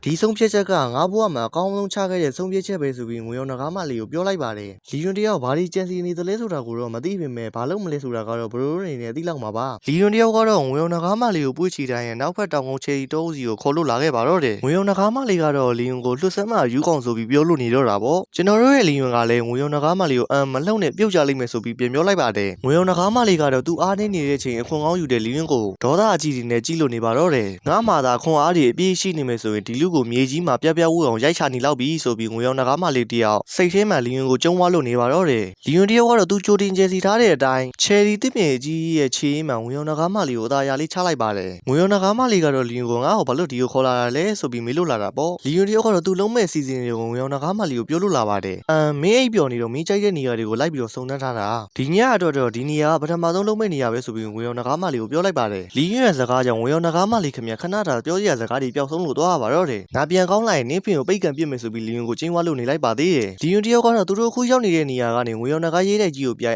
ဟိုမှာတွေ့လားဒီနေရာကနေဆိုရင်မင်းရဲ့ရေးတိုက်တစ်ခုလုံးမြင်ရတယ်လေနောက်ဆုံးမှာတော့ငွေရောင်နဂါမလေးတယောက်လီယွန်ကသူ့ကိုဘာလို့ဒီလိုလုပ်လဲဆိုတာကိုသိလို့သွားပါတော့တယ်ဗာလေနင်ကနင်းရဲ့မွေးရဲ့မြေတုန်းကကိစ္စတော့ငါ့ကိုကလသားချစ်ချတာလားဆိုပြီးလီယွန်ကိုမေးလိုက်ပါတယ်လီယွန်တယောက်ကတော့လုပ်ငန်းစားဖို့အတွက်ရင်ဘတ်ကျက်သီးတွေပါဖြုံရင်နဂါမှတ်သားပါထုတ်လာကအမှန်ပဲကိုပြူတက်ကန်ကိုတန်ပြက်လာတဲ့စကလုံးကမင်းတွေ့ထင်နေဆိုပြီးငွေရောင်နဂါမလေးကိုပြောလိုက်ပါတယ်လီယွန်တယောက်နဂါမှတ်သားကိုထုတ်လို့လာတာကြောင့်မို့လို့ငွေရောင်နဂါမလေးစီမှာလည်းတက်ပြက်တက်ရောက်မှုတွေဖြစ်လို့လာပါတော့တယ်ငွေရောင်နဂါမလေးတယောက်အဲ့လိုဖြစ်နေတာကိုလီယွန်ကတော့ကျင်းနေလို့နေပါတော့တယ်ငါလူသားဆိုပေမဲ့ငါမှလည်းပြင်းထန်တဲ့ကလသားချေချေသိတော့ရှိတယ်ဆိုပြီးငွေရောင်နဂါမလေးကိုပြောလိုက်ပါတယ်ထပ်ပြီးတော့လေလီယွန်တယောက်ငွေရောင်နဂါမလေးကသူ့ကိုလှုပ်ခဲ့တယ်လို့မျိုးငွေရောင်နဂါမလေးရဲ့ဘာပြင်လေးကိုကန်ကဟိုမှာတီချာကြီးဆိုပြီးငွေရောင်နဂါရဲတိုက်ရှိရစီကိုလက်ညှိုးထိုးပြလိုက်ပါတယ်အဲ့ဒါကမင်းရဲ့ဂုတ်သိက္ခာတွေမန်မာနာတွေရှိတဲ့နေရာပဲဒါပေမဲ့အခုတော့ငါပြူသမျှနူးရတော့မယ်ဆိုပြီးငွေရောင်နဂါမလေးကိုပြောလိုက်ပါတယ်အဲ့ဒီနောက်လီယွန်တယောက်ငွေရောင်နဂါမလေးကိုအားနဲ့ပြီးလိုက်ကမင်းအနိုင်ယူခဲ့တဲ့နဂါသူရဲကောင်တယောက်စီကနေပြန်ပြီးအနိုင်ကျင့်ခံရတာဘလို့ခံစားရလဲဆိုပြီးငွေရောင်နဂါမလေးကိုစလိုက်ပါသေးတယ်လီယွန်တယောက်ကတော့ငွေရောင်နဂါမလေးရဲ့ပခုံးလေးကိုကြိုက်ရတာမင်းလုပ်ခဲ့တဲ့အရာတော့ငါပြန်ယူတာပဲဆိုပြီးငွေရောင်နဂါမလေးကိုပြောလိုက်ပါတယ်ငွေရောင်နဂါမလေးကတော့ပြန်ပြီးတော့ခုခံခြင်းပေမဲ့လီယွန်ပြူသမျှကိုနူးလို့နေရပါတော့တယ်ငွေရောင်နဂါမလေးတယောက်ချက်ချင်းပဲသူ့ရဲ့စိတ်တွေကိုပြန်ပြီးတော့စူးစီးကငါသူ့ကိုလွယ်လွယ်နဲ့ဒီလိုရှုံးပေးလိုက်လို့မဖြစ်ဘူးပြန်ပြီးတော့ခုခံရမယ်ဆိုပြီးဆုံးဖြတ်လိုက်ပါတော့တယ်ငွေရောင်နဂါမလေးတယောက်ချက်ချင်းပဲခုခံတဲ့အနေနဲ့သူ့ရဲ့လက်ကျန်ဆွမ်းအားတွေကိုစူးစီးကနဂါအမီထွက်လို့လာပြီးလီယွန်ရဲ့ညာဘက်လက်မောင်းကိုဆွဲလိုက်ပါတော့တယ်လီယွန်တယောက်ကတော့နဂါမီလာဟာငါတော့ရှော့ပြီးသူ့မှာလက်ကျန်ဆွမ်းရည်ရှိသေးတာလားဆိုပြီးစိုးရင်လို့သွားပါတော့တယ်ငွေရောင်နဂါမလေးတယောက်ကတော့လီယွန်ကိုဆူရှားတဲ့မျက်လုံးတွေနဲ့စိုက်ကြည့်ကမင်းကငါ့ကိုဒီလိုမျိုးနဲ့အရှက်ရအောင်လုပ်ချင်တာလားဒါပေမဲ့ဒီကိစ္စပြီးရင်ငါ့ရဲ့ရက်ဆက်တဲ့ကလစားချီမှုကိုမင်းခံရလိုက်မယ်ဆိုတော့မြင်းမြတ်မှတ်ထားဆိုပြီးလီယွန်ကိုတတိပေးလိုက်ပါတယ်ငွေရောင်နဂါမလေးတယောက်လက်ကျန်ဆွမ်းရည်အကုန်လုံးကိုနဂါမီပေါ်မှာတုံးလိုက်တာကိုတတိထားမိတော့တဲ့လီယွန်တယောက်ကတော့အောင်းလိုက်သူပြုံးနဲ့အနာဂတ်ကိုပြုံးနေပါနဲ့ကွာကိုကပြစ်စုံပံမှာပဲနေထိုင်တာဆိုပြီးငွေရောင်နဂါမလေးကိုပြောလိုက်ပါတယ်ဒီလိုနဲ့ပဲလာအောင်ဖျားပြီးအေးချမ်းနေတဲ့ချေတိုးထဲမှာဆိုရင်တော့မတဲ့ရတူနေတဲ့ငွေရောင်နဂါမလေးနဲ့လီယွန်တို့နှစ်ယောက်သားရန်ဖြစ်လို့နေကြပါတော့တယ်လီယွန်တယောက်ကတော့ညတာကရှိပါတယ်ကိုယ့်ရဲ့ကလစားချီမဲ့ခီလန်ကအခုမှစတာပါကိုယ့်ရဲ့ချစ်စနီးလေးရဲ့ဆိုပြီးငွေရောင်နဂါမလေးကိုစားလိုက်ပါသေးတယ်ဒီလိုနဲ့ပဲနောက်တစ်နေ့မနက်ကိုရောက်ရှိလို့လာပါပြီအခန်းကတော့ငွေရောင်နဂါဘရင်မရဲ့အခန်းပဲဖြစ်ပါတယ်လီယွန်တယောက်အိပ်ပျော်နေတဲ့ငွေရောင်နဂါမလေးကိုမှုရပေါ်ကိုချက်ကဖူးနောက်ဆုံးတော့ပြန်ရောက်လာခဲ့ပြီဆိုပြီးသူကလှည့်အိတ်လိုက်ပါတယ်လီယွန်တယောက်ကတော့သူ့ရဲ့အစီအစဉ်တွေကိုပြန်တွေးလို့ကြည့်ရင်ငါလည်းတညာလုံးလက်ပတ်လို့သွားထားရတာဆိုတော့အတော်လေးပြင်ပန်းနေပြီးအနားယူတာပဲကောင်းပါတယ်လေဆိုပြီးတွေးလို့နေပါတော့တယ်ကျွန်တော်ပြောချင်တာကလီယွန်တယောက်သူ့ရဲ့အစီအစဉ်တွေအတိုင်းငွေရောင်နဂါမလေးကိုနေရာပေါင်းစုံကိုခေါ်ပြီးစားနောက်လို့နေတာပြောချင်တာပါဘရိုတို့ထင်လို့မျိုးလုံးဝမဟုတ်ပါဘူးဘာလို့လဲဆိုတော့လီယွန်ကကျွန်တော်လိုမျိုးကိုချင်းတရားကောင်းတဲ့လူမျိုးဖြစ်နေလို့ပါပဲလီယွန်တရားငွေရောင်နဂါမလေးရဲ့ကာဝယ်မိတ်ပြီးအိပ်ပျော်နေတဲ့ပုံစံလေးကိုကြည့်ကဒါပေမဲ့သူကတော့ကျင်းနေခဲ့တဲ့ပုံပဲဘာလို့လဲဆိုတော့နှစ်ချက်ချက်ကိုအိပ်ပျော်နေတာဆိုပြီးလီယွန်တယောက်တွေးလို့နေပါတော့တယ်ခဏကြာမှလီယွန်တယောက်ကျင်းနေတယ်ဟုတ်လားငါသူ့ကိုကလစားချချင်တာမဟုတ်ဘူးလားလီယွန်တယောက်မဟုတ်တယ်ငါသူ့ကိုကလစားချတာအောင်မြင်တယ်ဘာလို့လဲဆိုတော့သူ့ကိုကြိုက်ဆုံးနေရာတွေမှာငါသူ့ကိုနိုင်ကျင်းခဲ့တာပဲလေဒီတစ်ခါကလစားချတာအောင်မြင်တယ်ဆိုပြီးလီယွန်တယောက်တွေးလို့နေပါတော့တယ်လီယွန်တယောက်အိတ်နေရာမှာထလာကငွေရောင်နဂါမလေးကိုကြည့်မဟုတ်တယ်ဘာပဲဖြစ်ဖြစ်အစီကနေမတွေ့ခင်ငါရဲ့ခုံငါရင်ပြန်သိနေပြီးတော့ငါတို့ရဲ့ဆက်ဆံရေးကနေအချိန်ကလွဲပြီးတခန်းထဲမှာအတူတူအရက်လောက်တဲ့အထိကောင်းမွန်တဲ့ဆက်ဆံရေးမျိုးလည်းမဟုတ်မနေပြန်ဘူးလေလီယွန်တယောက်အဲ့လိုရုပ်တရက်ထားပြန်မလို့လှုပ်တော့မှပဲငွေရောင်နဂါမလေးရဲ့လက်ကလေးကလီယွန်ရဲ့အိမ်ကိုဆွဲလို့လာခဲ့ပါတယ်ငွေရောင်နဂါမလေးပေါ်ရမ်းချစ်တဲ့လူနဲ့လီယွန်ကလည်းဘာဖြစ်တာလဲပေါ့ငွေရောင်နဂါမလေးတယောက်အိမ်နေရာမှာရောက်ပြီးအေးတယ်ဖတ်ထားပြီးပါလားလီယွန်ရဲ့ဆိုပြီးပြောလို့လာပါတယ်အစားကတော့လီယွန်တယောက်ငွေရောင်နဂါမလေးကသူ့ကိုအယူလုပ်နေတယ်လို့ထင်လို့နေတာပေါ့ဒါပေမဲ့လည်းငွေရောင်နဂါမလေးပေါ်ရမ်းချစ်တဲ့လူနဲ့လီယွန်တယောက်ကတော့သူ့ရဲ့အိမ်ကြီးစားကိုဆွဲလာတဲ့ငွေရောင်နဂါမလေးရဲ့လက်ကလေးကိုကင်ကစောင်းလေးကိုအတူတူခြုံရင်းငွေရောင်နဂါမလေးနွေးတဲ့ရအောင်လို့ဆိုပြီးသူကရုံးဝင်ပြီးအိတ်လိုက်ပါတော့တယ်